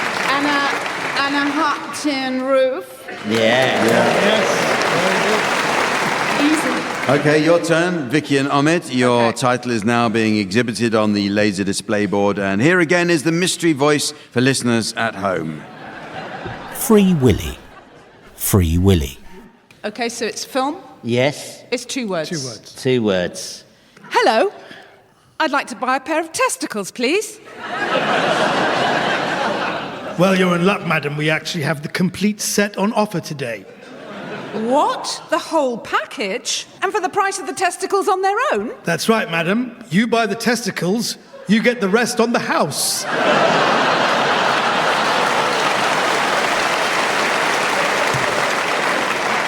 So if it's on the house, it's free. Correct. Is it Free Willy? Correct. Yes. Well, this next round is called In My Pants and is all about proverbs. Many proverbs have been adapted or shortened over the years. For example, blood is thicker than water was originally blood is thicker than water, although not as thick as someone from Great Yarmouth. So in this game, In My Pants, teams, your task is to suggest well-known proverbs, while mine is simply to say the phrase "in my pants" immediately after each proverb, but without laughing. Okay, so you can start, Andy. Good things come in small packages. In my pants. Vicki. 2 heads are better than 1. In my pants. Henning. It never rains, but it pours. In my pants. Omid. In the kingdom of the blind, the one-eyed man is king. In my pants. Easy come, easy go. In my pants. There's many a good tune played on an old fiddle. In my pants. The shits hit the fan. In my pants. The more the merrier. In my pants. A woman's work is never done. In my pants. Don't teach your grandma to suck eggs. In my pants.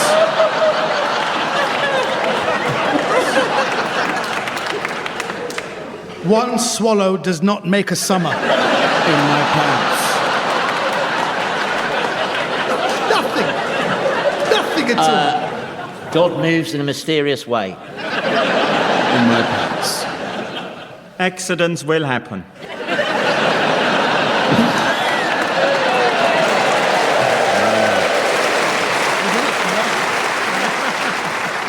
Well, now for a round that's all about the world of television, which has seldom seen such a myriad of new program commissions. For example, Netflix has recently commissioned Charlie Brooker to produce an unsettling dystopian show about people learning to drive. It's called Black Mirror Signal Maneuver. Now, the people whose job it is to come up with ideas for radio and TV shows can be remarkably lazy with their program titles, so I'll ask the teams to share examples of programs where the content has been contrived to suit what someone thought would make a clever title.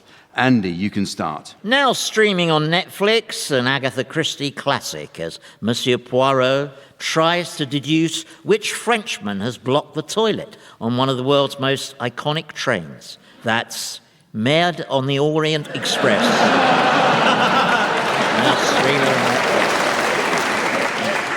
Henning. This afternoon on Channel 4, a craft expert describes how using just felt, glue and scissors, she managed to repair her cat. That's the handmade tale, tonight at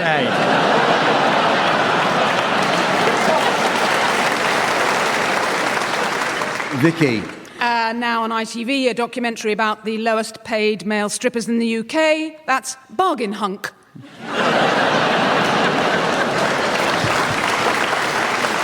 Omid. Ben Shepherd hosts the new game show where celebrities consume copious amounts of alcohol in search of that final drink that sends them over the edge. Tipping Pint.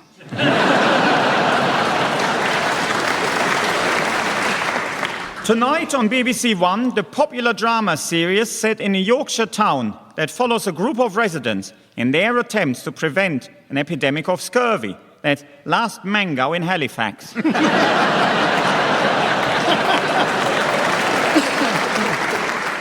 Tonight, a documentary about heroin addiction presented by father and daughter duo Zoe and Johnny Ball. That's Smacking the Balls. After the break. Over on CBBC, it's a throwback to the 70s, when a studio full of unruly school children are given the choice of sitting through a live show from the host of this programme or receiving a potentially lethal dose of Class A drugs. That's Crackle Jack.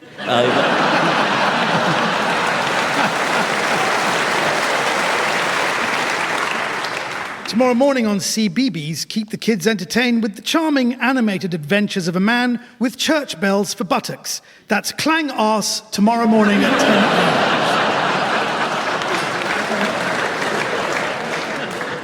And next on BBC One, Jay Blades and his team of expert restorers fail miserably to mend much-loved antiquities belonging to members of the public, thus plunging them into an abyss of black hopeless misery. That's The Despair Shop. And now a harrowing film about prisoners of war forced to clear up fly tipping in the Severn Estuary. The Fridge in the River Wye.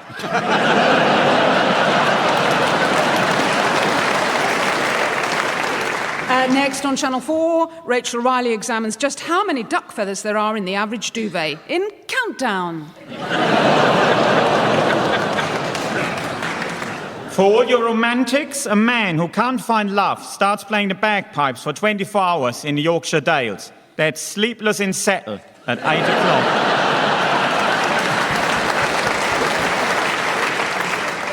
If you prefer your TV free of woke PC nonsense, head over to Talk TV, where you can see non-stop coverage of a former Good Morning Britain presenter enduring a particularly painful, intimate piercing. That's Pierced Organ Uncensored.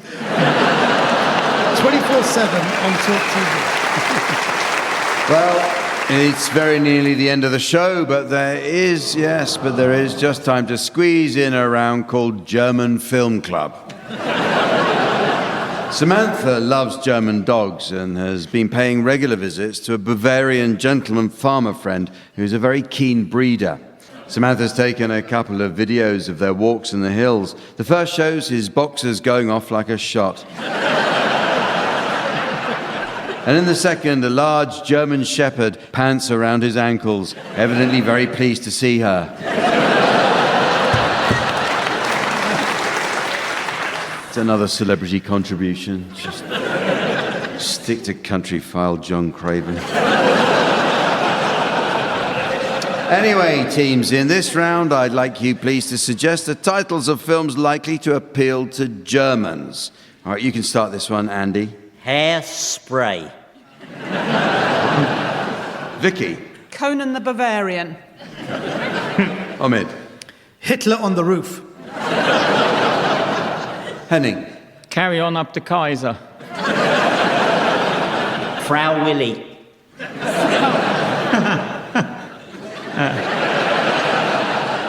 The Spy Who From the Cold In Came.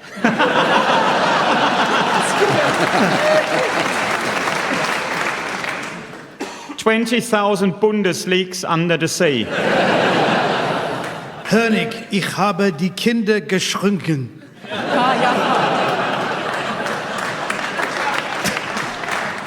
Meet the Fockers.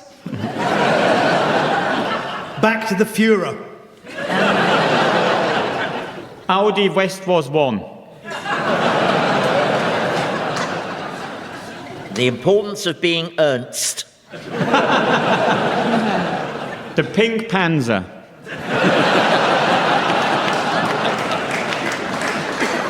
Anything starring Black Forest Whitaker, Kaiser Minnelli, or Guten Morgen Freeman. He's just not that into you, boat. Stasi and Hutch.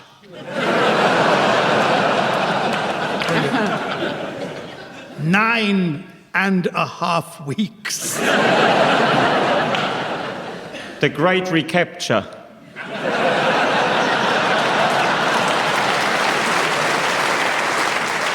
And so, ladies and gentlemen, as the clueless contestants of time don the bargain hunt fleeces of fate and the cracked Clarice cliff of calamity fails to turn a profit at the almost empty auction of antiquities. I notice it's the end of the show. So from the teams, Samantha, myself, and our audience here in Ipswich, it's goodbye. Goodbye. Andy Hamilton, Henning Wehn, Vicki Pepperdine and Omid Djalili were being given silly things to do by Jack Dee, with Colin Sells setting some of them to music. The programme consultants were Fraser Steele and Stephen Dick, and the producer was John Naismith.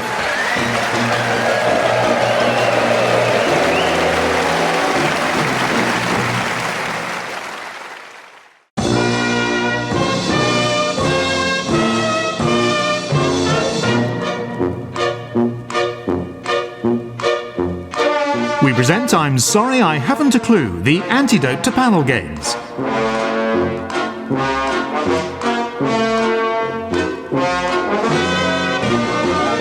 At the piano is Colin Sell, and your chairman is Jack Dee.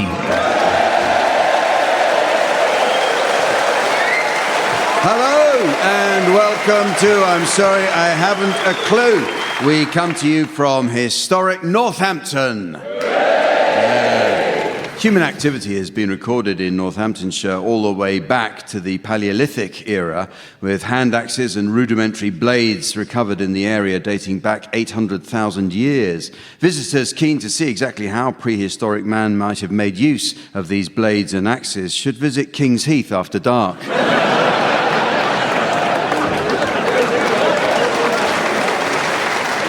Northampton's reputation for shoemaking is believed to have started after a visit to the town by King John in 1213. However, it wasn't until the 19th century that the town became generally recognised as the UK's preeminent centre of shoemaking, when in 1831 Northampton's shoe production doubled almost overnight. Some put this down to the start of the Napoleonic Wars, others to a canny shoe salesman who had the bright idea to start selling them in pairs.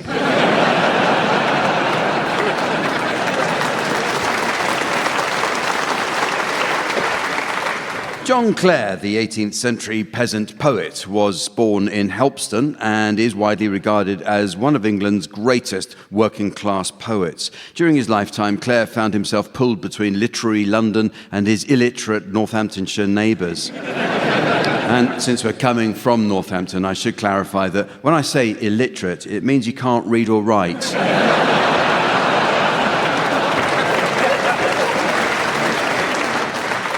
Northampton's most famous son is celebrated scientist Francis Crick, who co-discovered DNA in 1953. His groundbreaking work on DNA led both to the Nobel Prize for Medicine and 13 years of the Jeremy Kyle Show.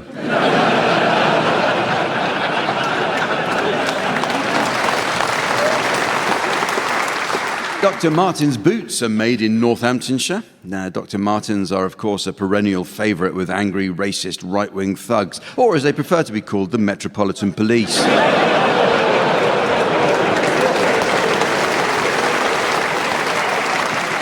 Northamptonshire is home to the Silverstone Racing Circuit, which I'm told is attempting to allay the elitist image of motor racing by running special programmes to introduce Northamptonshire's disaffected youth to the sport. The programme's generally considered a success. However, the most common complaint of the youngsters is how, after driving at speeds in excess of 200 miles an hour for several hours, when they do eventually climb out of the car, they're still in Northamptonshire.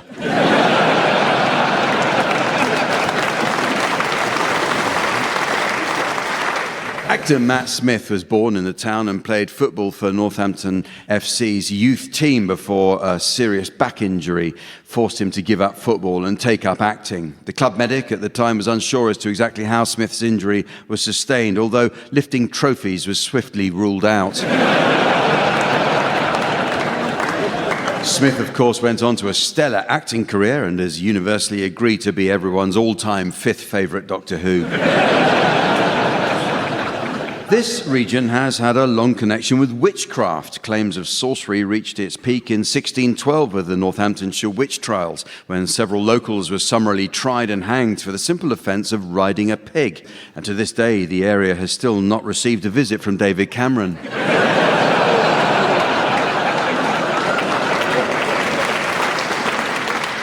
Let's meet the teams. On All right, please welcome Rachel Parrots and Milton Jones. And on my left, Fred McCauley and Sandy Toksvig. And taking her place at the desk next to me to enjoy an evening of scoring, please welcome the ever-delightful Samantha.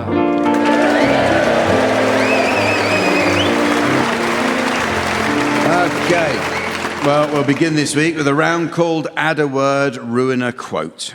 Conjuring a quotable sentence can mean the difference between immortality and failure. With this in mind, teams, I'd like you please to add a single word to a well-known quote in a manner likely to completely ruin it. So, Fred, you can start, please. The best things in life are free, Willie.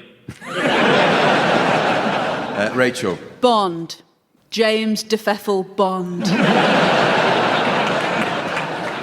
Milton. Mama always said life is a box of chocolates. You never know. Oh, caramel. Sandy. I think, therefore I am female.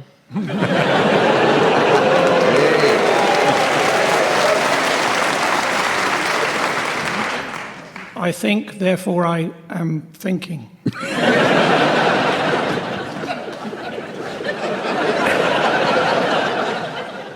You've got to be in shit to win shit.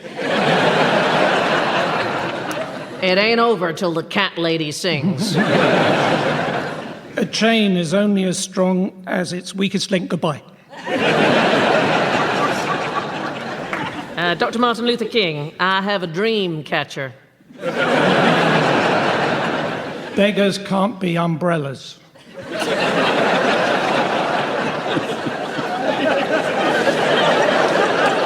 That was an embarrassing incident outside Tesco. Mahatma Gandhi, learn as if you will live forever. Live like you will die in an overpriced care facility with your kids hating you because you've spent their entire inheritance. Reports of my death have been greatly exaggerated. Lol. A friend in need is a friend in Kettering.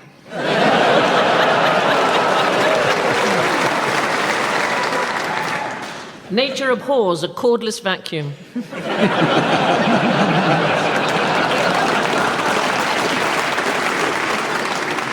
I've got one with the Scottish accent, so All right. Oh, good. I feel like you're going to judge me. I will.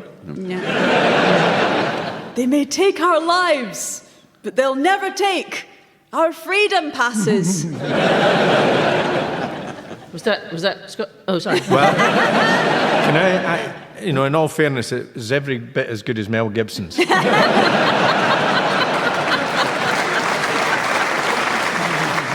Well, the next round is called Word for Word, and it's all about words. Language is a fluid thing, and many once popular words and phrases fall from general usage over time.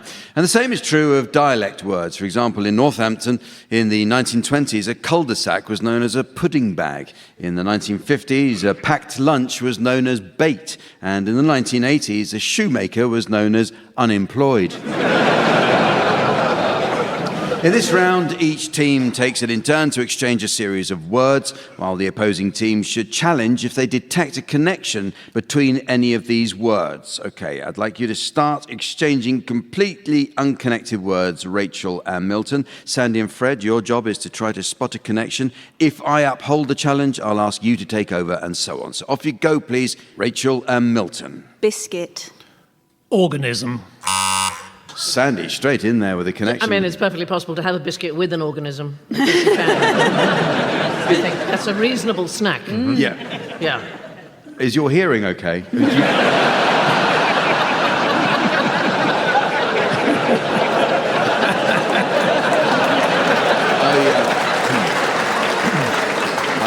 I'm not going to uphold that on this occasion.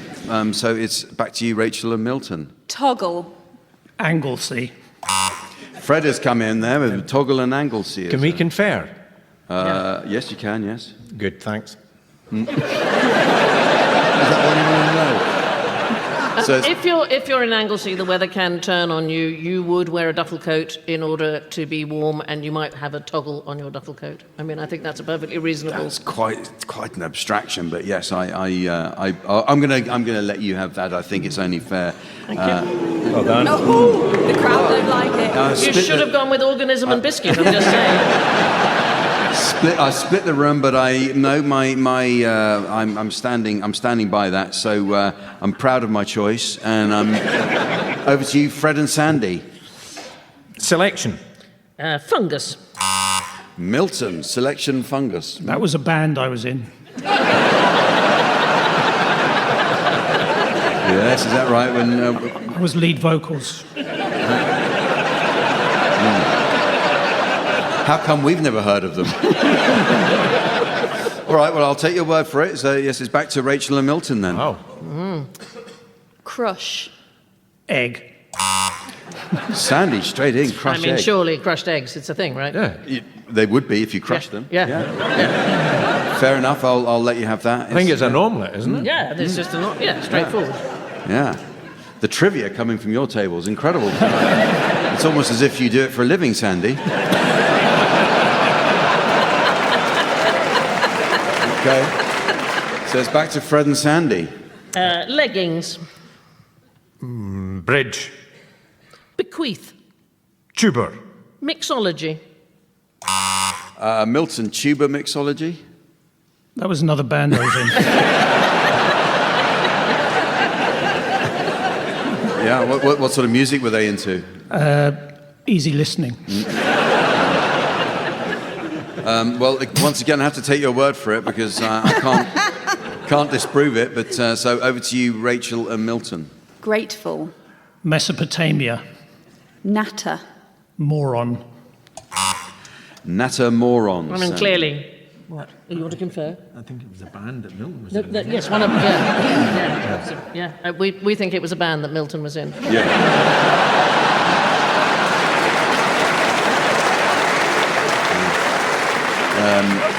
Were you in a band called Natter Moron? Yes. You had a chance to get out of that, Milton, but you blew it, frankly.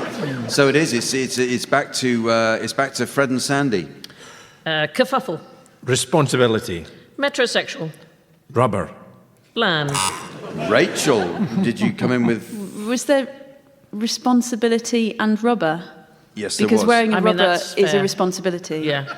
It's an important one. I mean, it's something I know nothing about, but I imagine.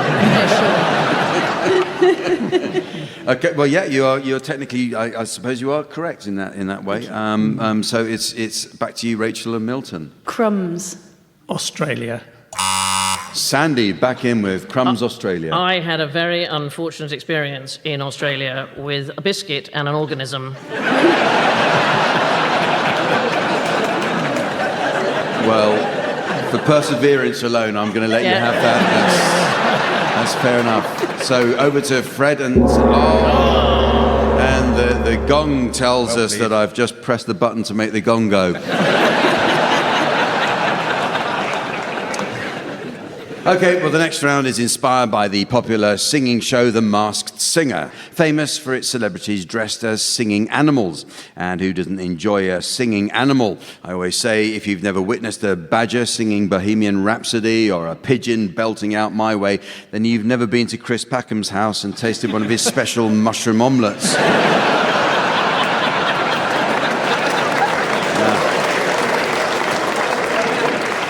Okay, well, in the radio version of The Masked Singer, a mystery member of the panel will perform a song of my choosing. However, just as the TV version ensures we can't see the mystery contestant properly by covering their face with a mask, in this made-for-radio version of the hit format, the audience and other contestants won't be able to properly hear the mystery singer. So I'll ask our technical team to turn off the lights so that the other players and the audience can't see who it is. So off they go, please. Thank you. So let the fun commence. Are you ready, Sandy? Oh, yeah, I'm ready. Fred? Ready. Good. Rachel, ready? I'm ready, Jack, yeah. Yeah, good. Milton?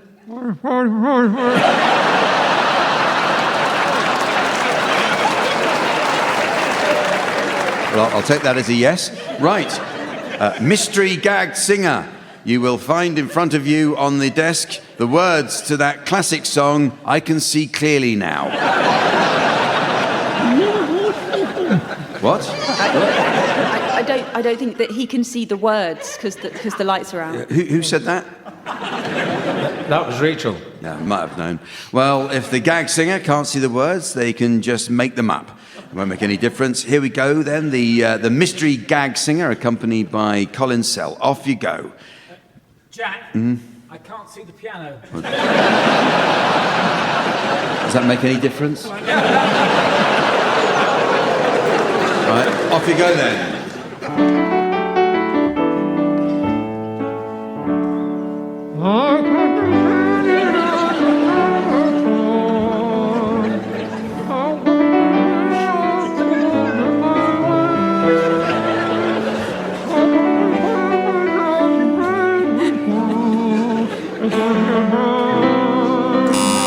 And Sandy, you've come in. You think you've guessed who it is? Is it Michael Bublé?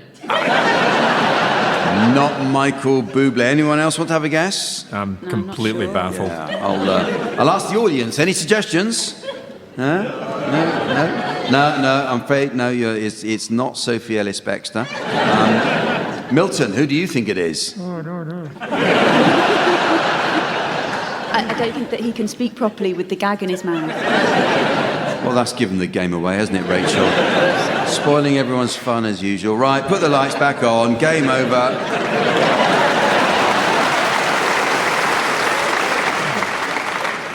No, we'll never know. Well, this next round has a medical theme. Incidentally, I've read that the Home Secretary, Suella Braverman, recently teamed up with the Secretary of Health with a proposal to put GP receptionists in charge of the UK's border control. Yeah. That way, no one's getting in. Right. So, in this round, the teams will assume the role of doctors and patients suffering from an imaginary medical condition.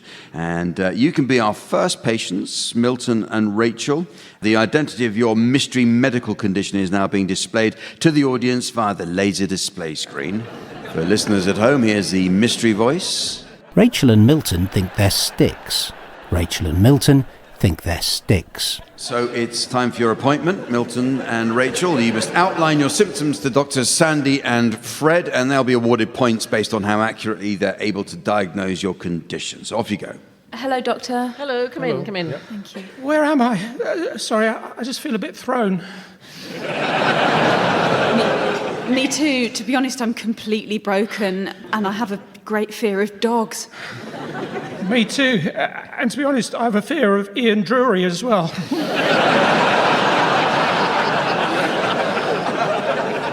It's such a shame because with the right environment, I could really blossom. Yeah, I know what you mean. Sometimes I like to help an elderly man walk to the shops and then feed him a Chinese takeaway. Go on. Does it help us to tell you that we're quite stressed out at work as being part of a really large staff? So a big company, some kind of big company, a firm. But Milton's the branch manager. To do with trees? Something to do with trees? Woodlands?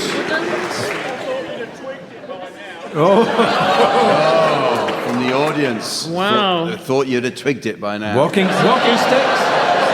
Some walking sticks. Zimmers? Zimmers? Any? You have security, please. Well, trust us to do a recording the night that the head of Radio 4's in. I mean, we've got that it's to do with sticks and twigs and branches. They do. They think they're sticks. I think Sticks, yes. they're sticks. Yeah. We're stuck. They're I'm sticks. so sorry. I thought it was going to be cleverer than that. I'm so sorry. So sorry. I feel really bad now. Well, it is your turn now to be patient, Sandy and Fred. And you've just been summoned into the surgery of Doctors Rachel and Milton. The identity of your mystery medical condition will now be displayed to the audience via the laser display board, while here again is the mystery voice for listeners at home. Sandy and Fred think they're West Midlands trains. Sandy and Fred think they're West Midlands trains. So, off you go, please. Outline your symptoms. Fred and Sandy. Sorry I'm late.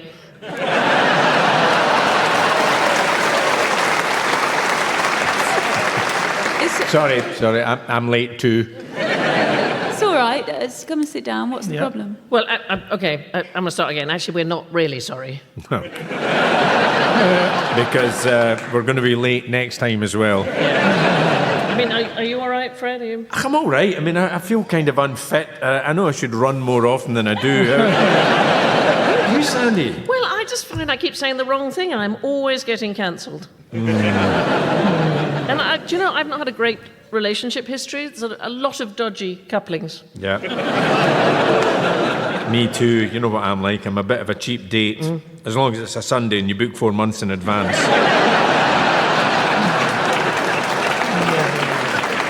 I just feel this immense sense of guilt and shame, and I mean, I wonder if the only way out is to go public.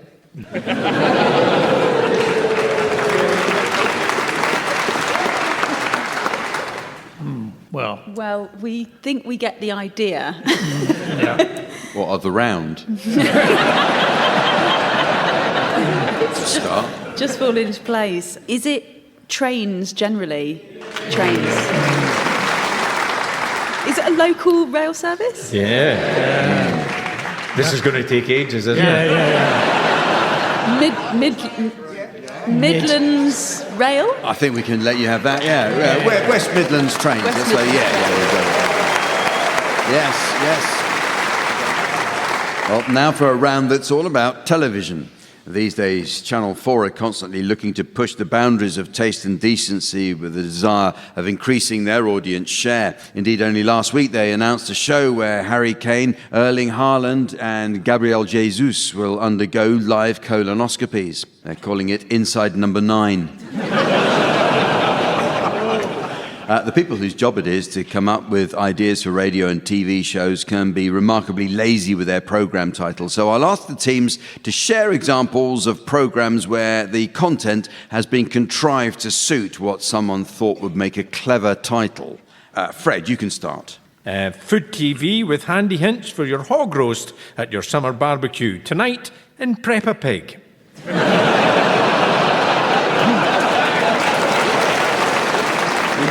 Sandy.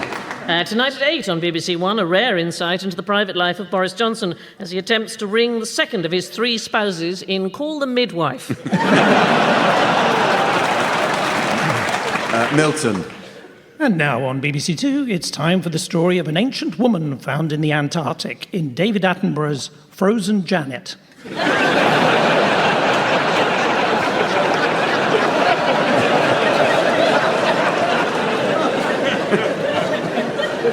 Rachel. A documentary now about the craziest side of the Edinburgh Festival, presented by a Strictly favourite. That's Claudia Winkleman's Mad Fringe.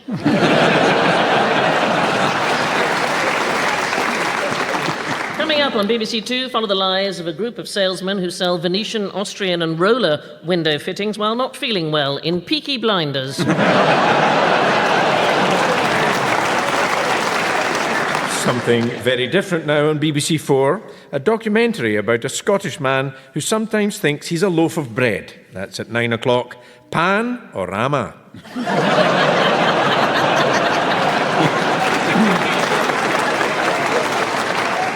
And now on BBC Two, Charlie Dimmock and the team attempt to transform an outdoor space by burying a former Romanian dictator under the lawn in Garden Ceausescu.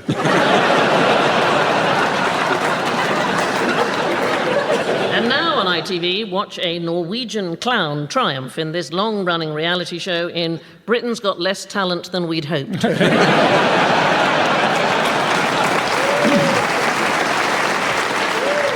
And now on Dave, some South American military regimes try to find bargains in abandoned garages in storage juntas. Heartwarming drama tonight on BBC Two as a newly married man ponders his wife's request to spend their honeymoon sitting at the graveside of former Prime Minister Sir Edward Heath, a location she's taken the pair of them to on several previous occasions. That's Bride Said Revisit Ted. Tonight on BBC Two. Later on ITV, a taboo-busting investigation by Janet Street Porter and Linda Robson into the link between childbirth and bowel incontinence. That's Loose Women at 9 o'clock.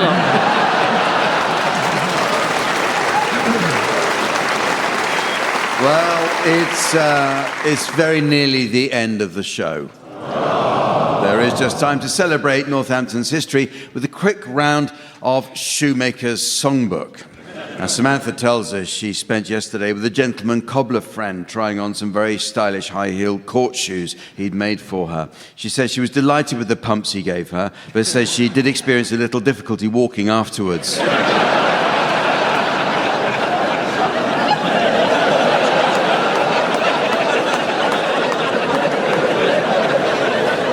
Anyway, teams, in this round, I'd like you please to suggest titles of songs likely to prove popular with shoemakers and purchasers. You can start this one, please. Milton. You picked a fine time to leave me loose heel. Rachel. Who let the clogs out? Who? Fred? Something by James Last. And Sandy. Just one stiletto. Hello? Is it a 3 you're looking for? The Messiah by George Frederick Sandal. Clog on the Tyne is all mine, all mine. Doctor, doctor, can't you see I'm Martin? Sexual Healing. Take the last train to Clogsville. Wellington. Blisters are doing it for themselves. Welcome to the house of fungal infections. 50 ways to leave your loafers. I shot the sheriff.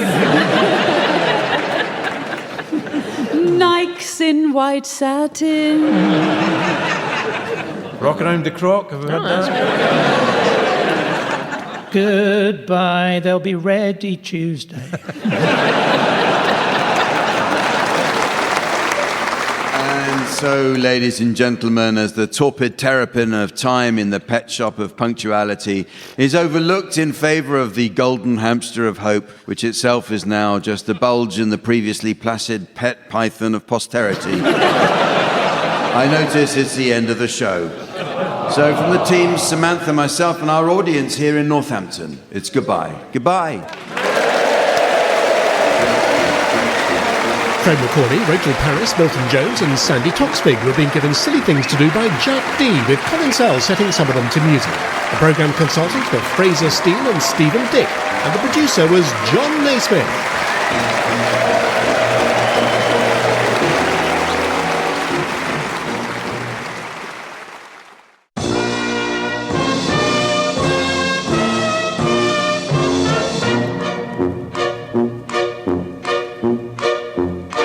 We present I'm Sorry I Haven't a Clue, the antidote to panel games.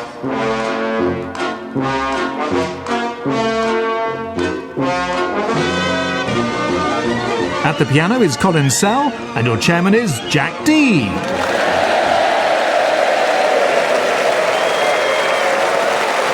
Hello and welcome to I'm Sorry I Haven't a Clue. You join us today on a visit to Northampton. Northampton has been producing quality footwear for over 900 years. During World War I, the town's factories managed to supply over 23 million pairs of boots. This incredible contribution to the war effort is recognised in a special letter of thanks from a grateful nation, which is displayed in the town's museum. It's even signed by Kaiser Wilhelm himself. In the Middle Ages, Northampton was briefly the capital of England. This was during the period historians refer to as the capital of England shortage.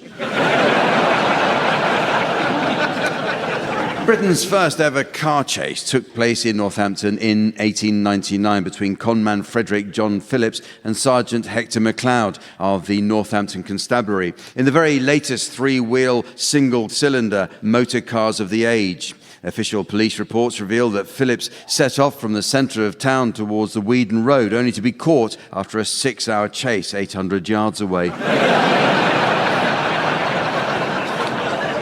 Nearby Silverstone is the home of the British Grand Prix. Every year, over 300,000 fans gather to experience the thrill of Formula One and to listen to the Dutch national anthem. Both Carlsberg and Doc Martens are made in Northampton. Visitors to the Carlsberg plant are shown inside for a full tour of the brewery, whilst visitors to Doc Martens are shown outside for a good kicking.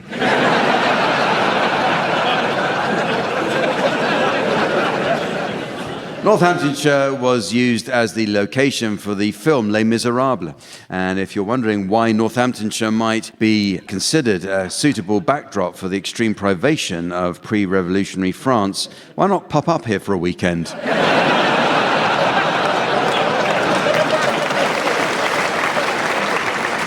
The 2005 film and subsequent stage adaptation, Kinky Boots, was based in Northampton. Kinky Boots is in fact set in a traditional Northamptonshire shoe factory and not, as is often thought, a chemist for perverts.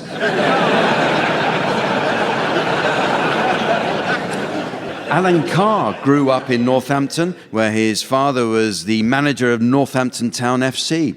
In his autobiography, the flamboyant, gap-toothed comedian writes of a troubled upbringing thanks to the twin threats of both homophobic bullies and ivory poachers.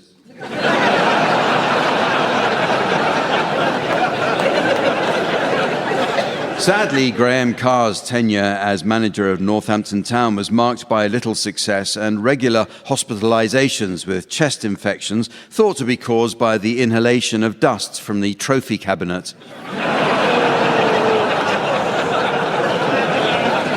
And talking of a series of unsuccessful seasons, let's meet the teams. They are, on my right, Rachel Parris and Milton Jones. And on my left, Fred McCauley and Sandy Toksvig. And taking his place on the scoring desk next to me, please welcome our resident tree trunk in trunks, the immaculate Sven.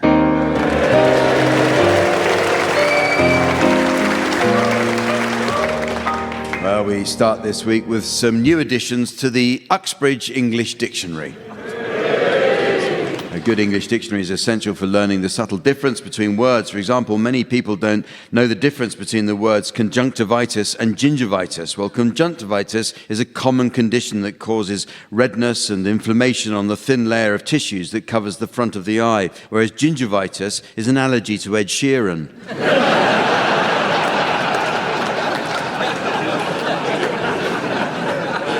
But the meanings of words are constantly changing, team. So your suggestions, please, of any new definitions you may have spotted recently. Rachel, you can start.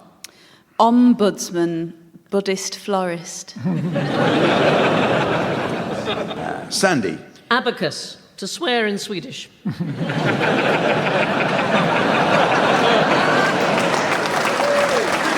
Milton. Putin, chamber pot.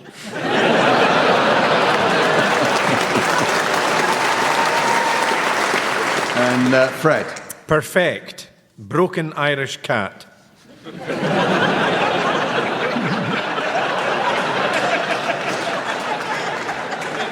Chichester, where you end up if you ask a taxi to take you to Chester on a cold day.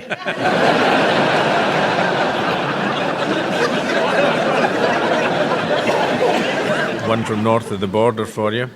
Isle of Skye. Why I've taken up flying lessons.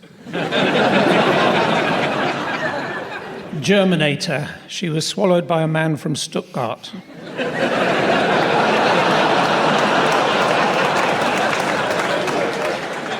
Anticyclone, one who is opposed to bicycle hire. This is such a stretch. Infantilize, when you claim there's no alcohol in your fizzy drink.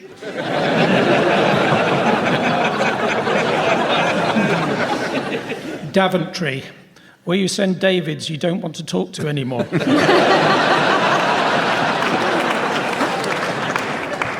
Discombobulate. This has arrived, Robert. I was expecting you sooner.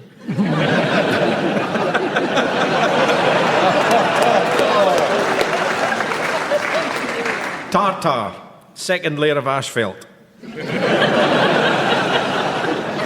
Articulate. What do you say to a frozen landmass that doesn't turn up on time?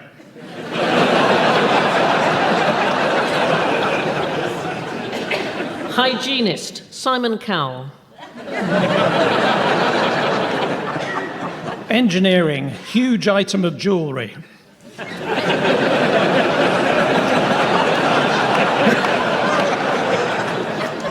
Nosebleed. Understands first aid.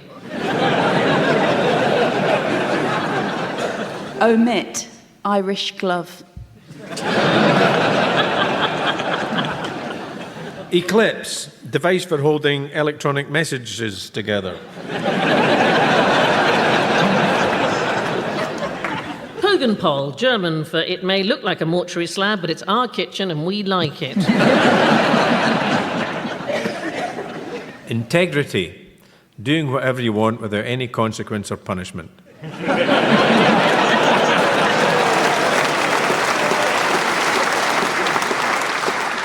The teams are going to do a spot of acting now for us in the round called Sound Charades. This game is all about miming the theatrical technique of suggesting action, character, or emotions without words. The greatest mime of all time is Marcel Marceau, whose book, The Art of Mime, is widely regarded as a seminal text and inspiration for generations of young actors. I read it, left me speechless. In our version of the game entitled Sound Charades, team members are permitted the use of their voices. So Rachel and Milton, you're to start, please, and your title will shortly be displayed to the audience via the laser display screen. For listeners at home, here's the mystery voice. Broadchurch. Broadchurch. So off you go, please, Rachel and Milton. It's one word, and it's a TV show. Wow, what a building this is. I know, it's amazing, isn't it? It is. The architecture is very interesting. Indeed it is. It was actually built for the Bishop of Bath and Wells. Really? But it's not a cathedral. No, it's not a cathedral. No, it's not a cathedral. And it's not especially long, is it? No, not especially. But it is wide. Yes, it had to be wide. Any reason? It was the bishop. He moved diagonally.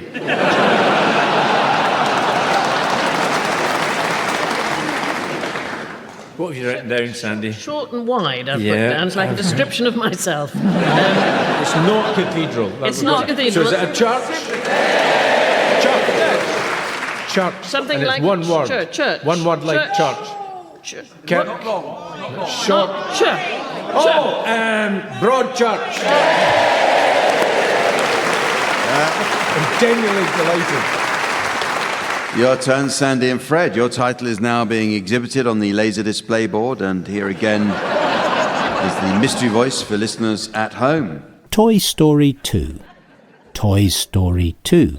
So it's a film? It is, and it's 3 words. Oh, they grow up so fast, don't they? They do. Little Tarquin. Look at him now in his 3-piece suit and his monocle, smoking a pipe.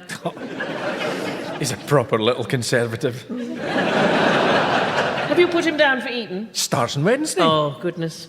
How old is he now? He is 3. Oh, bless him. And what's that he's playing with? Is it a dolly? No, it's his Jacob Rees-Mogg action figure.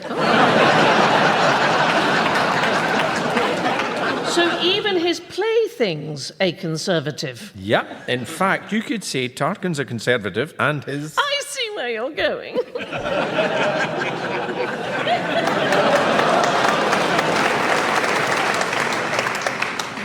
One thing I will say is it's all a horrible image. But so it's obviously about conservatives. Posh children. Posh. Schools. Go back to conservatives. Conservatives stay with conservatives. Tory. Something Tory. Not only is he a conservative, but his... Oh, Toy Story! Two. Toys Story 2. Yeah. No. Toy Story 2. Yeah. Okay, that's enough of saying Toy Story, okay? Well, the next game is called In My Pants and features the world of advertising. New legislation has meant that the UK advertising industry is now subject to its most stringent regulations ever regarding the truth and probity of its claims, a fact which has meant some hasty rewrites to some of the nation's better-known ad campaigns. This is perhaps best exemplified by the National Lottery's catchy new slogan, "It won't be you." So, in this game, In My Pants, teams, your task is to suggest advertising slogans, while mine is simply to say the phrase "in my pants" immediately after each slogan, without laughing. Might not be too much of a challenge, were it not for the fact that I actually had a laugh yesterday, so I've used up my quota for the month. So you can start, Rachel. I can't believe it's not butter. In my pants. Milton. Catch it, bin it, kill it. In my pants. No. Sandy. Melts in your mouth, not in your hand. In my pants. Fred. Every little helps. In my pants.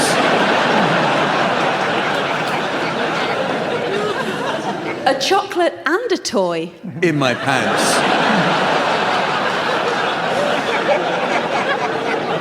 Get Brexit done. In my pants. Breakfast of champions. In my pants. Do the shake and vac and put the freshness back.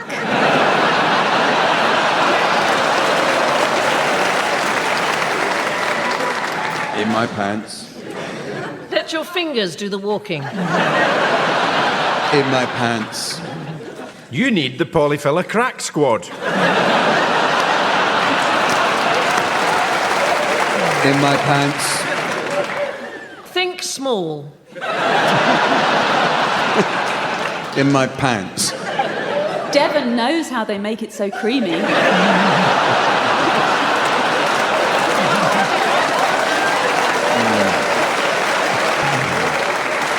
In my pants. Ah, Bisto.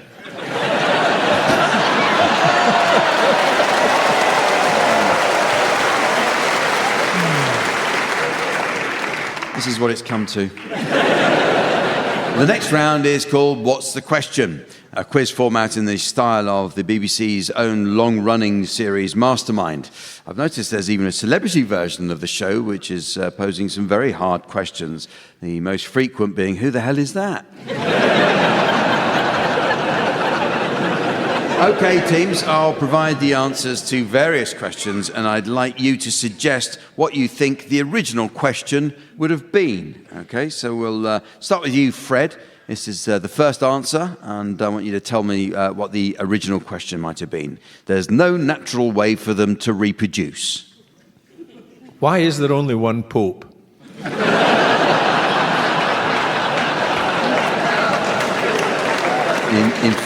In fact, the original question was, what problem has the avocado plant suffered since the giant sloth went extinct 13,000 years ago? Rachel, another answer for you. I need the question.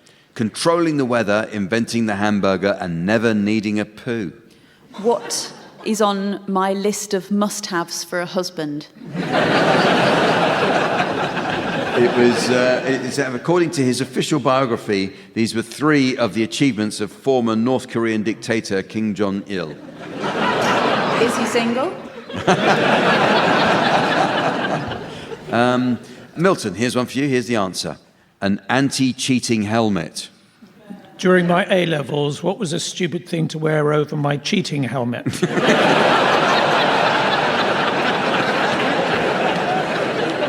It's in fact the question was, what does Bangkok University oblige its students to wear during exams? And finally, Sandy, here's the answer. What's the question? They make the lips vibrate. Would you like to sit on one of these?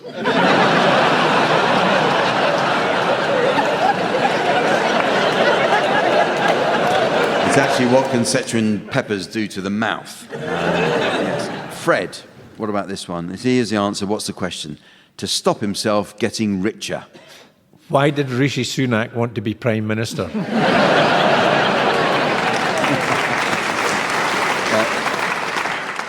You're not very far from it, but it was why might Jeff Bezos spend £28 million a day? Jeff Bezos' net worth is so high that he'd have to spend £28 million a day to stop getting any richer. Jeez. Yeah. Poor guy. Rachel, how about this? Here's the answer. What's the question? 6 dots. What constitutes a shit Dalmatian? In fact, the question is, what is each letter in the Braille alphabet made up of? Milton, here's another answer. I need the question. The answer is feet first. What's the best degree a chiropodist can get?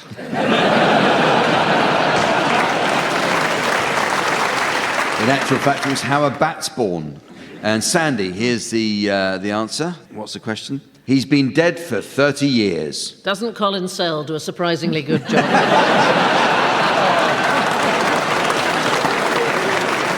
Exactly. What were Japanese officials told by a party sent to visit the oldest man in Tokyo to wish him a happy 111th birthday? They found his mummified remains, and his family had been living off his pension money. Here's some for any of you to have a go at, right? Here's the answer. I need the question, please. No ears, eyes, nose, brain, or heart. What's the difference between vegetarian haggis and haggis?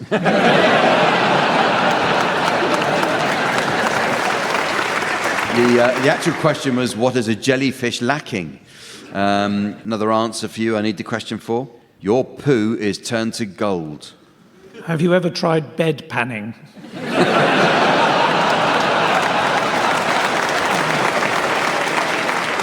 In fact, the question was, what do the advertisers say will happen if you buy and consume their special pills, which cost $425 online and contain 24-karat gold leaf? And the annoying thing is, you can't get your money back when it doesn't. Here's another for any of you to have a go at. Here's the answer. I want the question. Fear of cheese. What's an Emmental breakdown?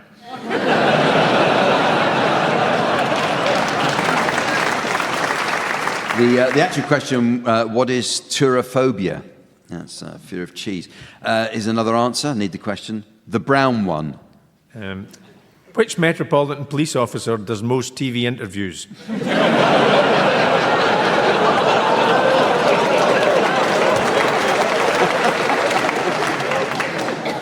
In fact, it was, the question was, which type of bear did the polar bear evolve from 150,000 years ago?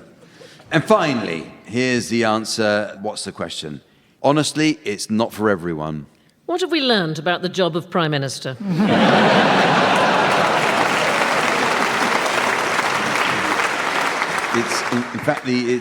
The question is, what is the official state slogan of Nebraska? That's what you see when you arrive. Honestly, it's not, well, at least it's honest. Well, it's now time for some music in the game called Song Stoppers. In the past months, theatre managers have been reporting increasing incidents of rowdy audiences disrupting performances of popular musicals. Only recently, in the opening seconds of the premiere performance of the musical Groundhog Day, a voice from the stalls called out, "Not this again." Well, in this round, panellists from each team will take it in turn to sing the opening line to a series of well-known songs, and it's the job of their teammate to answer each opening line in a manner likely to end the song altogether. At the piano, we have Colin Sell. Yes. Incidentally, Colin tells us he's been playing with wet leg. I'm no doctor, but maybe it's time to get that prostate checked out, Colin.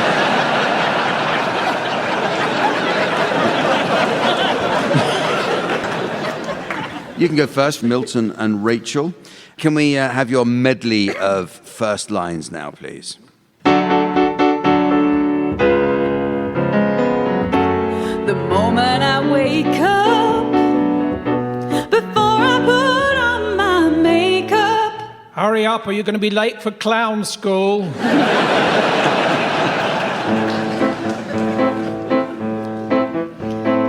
If you see me walking down the street and I start to cry each time we meet. Look, do you want to buy my onions or not?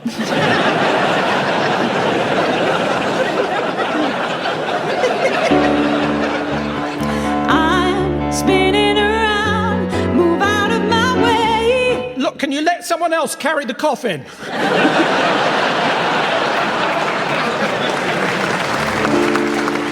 Birds flying high, you know how I feel. Speckled with feces. They've paved paradise and put up a parking lot. Good.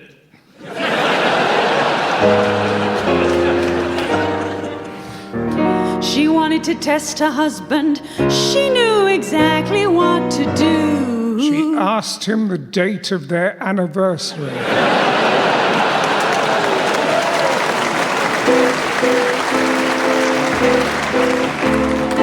Neighbors, everybody needs good neighbors. Keep the bloody noise down, please.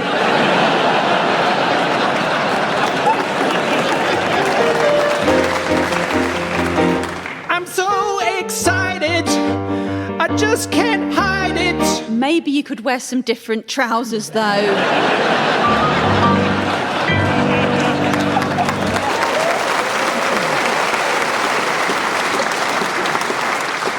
Well, it's your turn now, Fred and Sandy.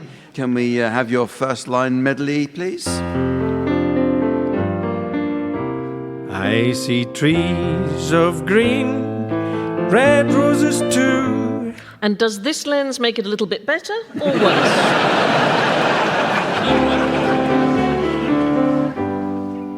Our lips shouldn't touch. Is it because you're a lesbian?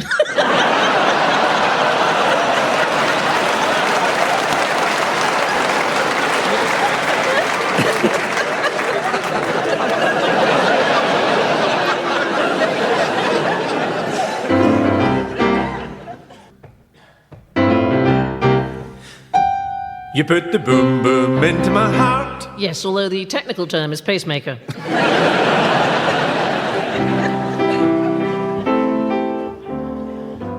I'm sitting in the railway station, got a ticket to my destination. Yes, West Midland Trains apologise for the cancellation of the 1748 service to London Euston. We have arranged a bus replacement service which will be here in about an hour.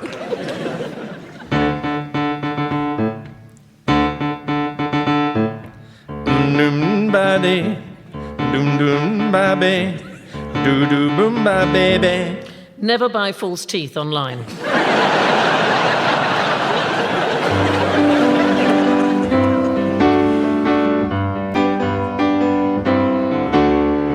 When you're alone and life is making you lonely. You're probably listening to Radio 4.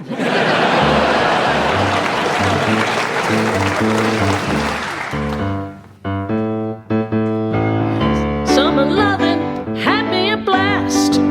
Summer loving happened so fast. Yeah, I'm sorry about that. It's honestly, it's never happened to me before. Is it because I'm a lesbian?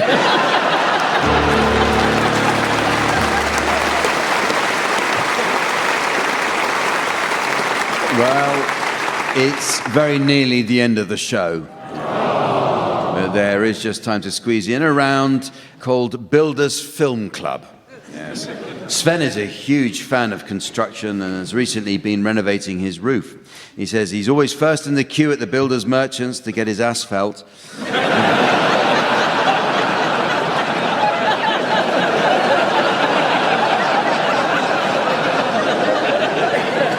And And only the other day he was eagerly helping a group of concreters empty their load before laying the lot in his driveway. You can tell Mary Berry that's the last of her jokes I'm ever going to read out. I'm not doing that anymore. Anyway, teams, in this round, I'd like you please to suggest the titles of films likely to appeal to builders. So you can start this one, Milton. The colour purple? Rachel. Schindler's Snagging List? Sandy. With Nail and I. Fred. Who Framed Roger's Attic? Brokeback, need ambulance. 28 days later than it should have been. A Tale of Two Brickies. Great Excavations. The cook, the thief, the wife, her lover, and that electrician who was supposed to be gone 3 weeks ago. Goodbye, Mr. Skips. A river runs through it now. Dial M for mortar. The 39 steps will have to do. Bring me the horde of Alfredo Garcia.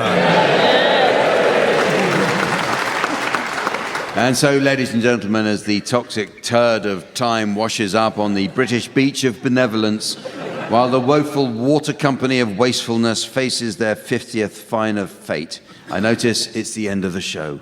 So from the teams, Sven, myself, and our audience here in Northampton, it's goodbye. Goodbye. Phone recording, Rachel Parris, Milton Jones and Sandy Toksvig were being given silly things to do by Jack Dee, with Colin Sell setting some of them to music. The programme consultants were Fraser Steele and Stephen Dick, and the producer was John Naismith.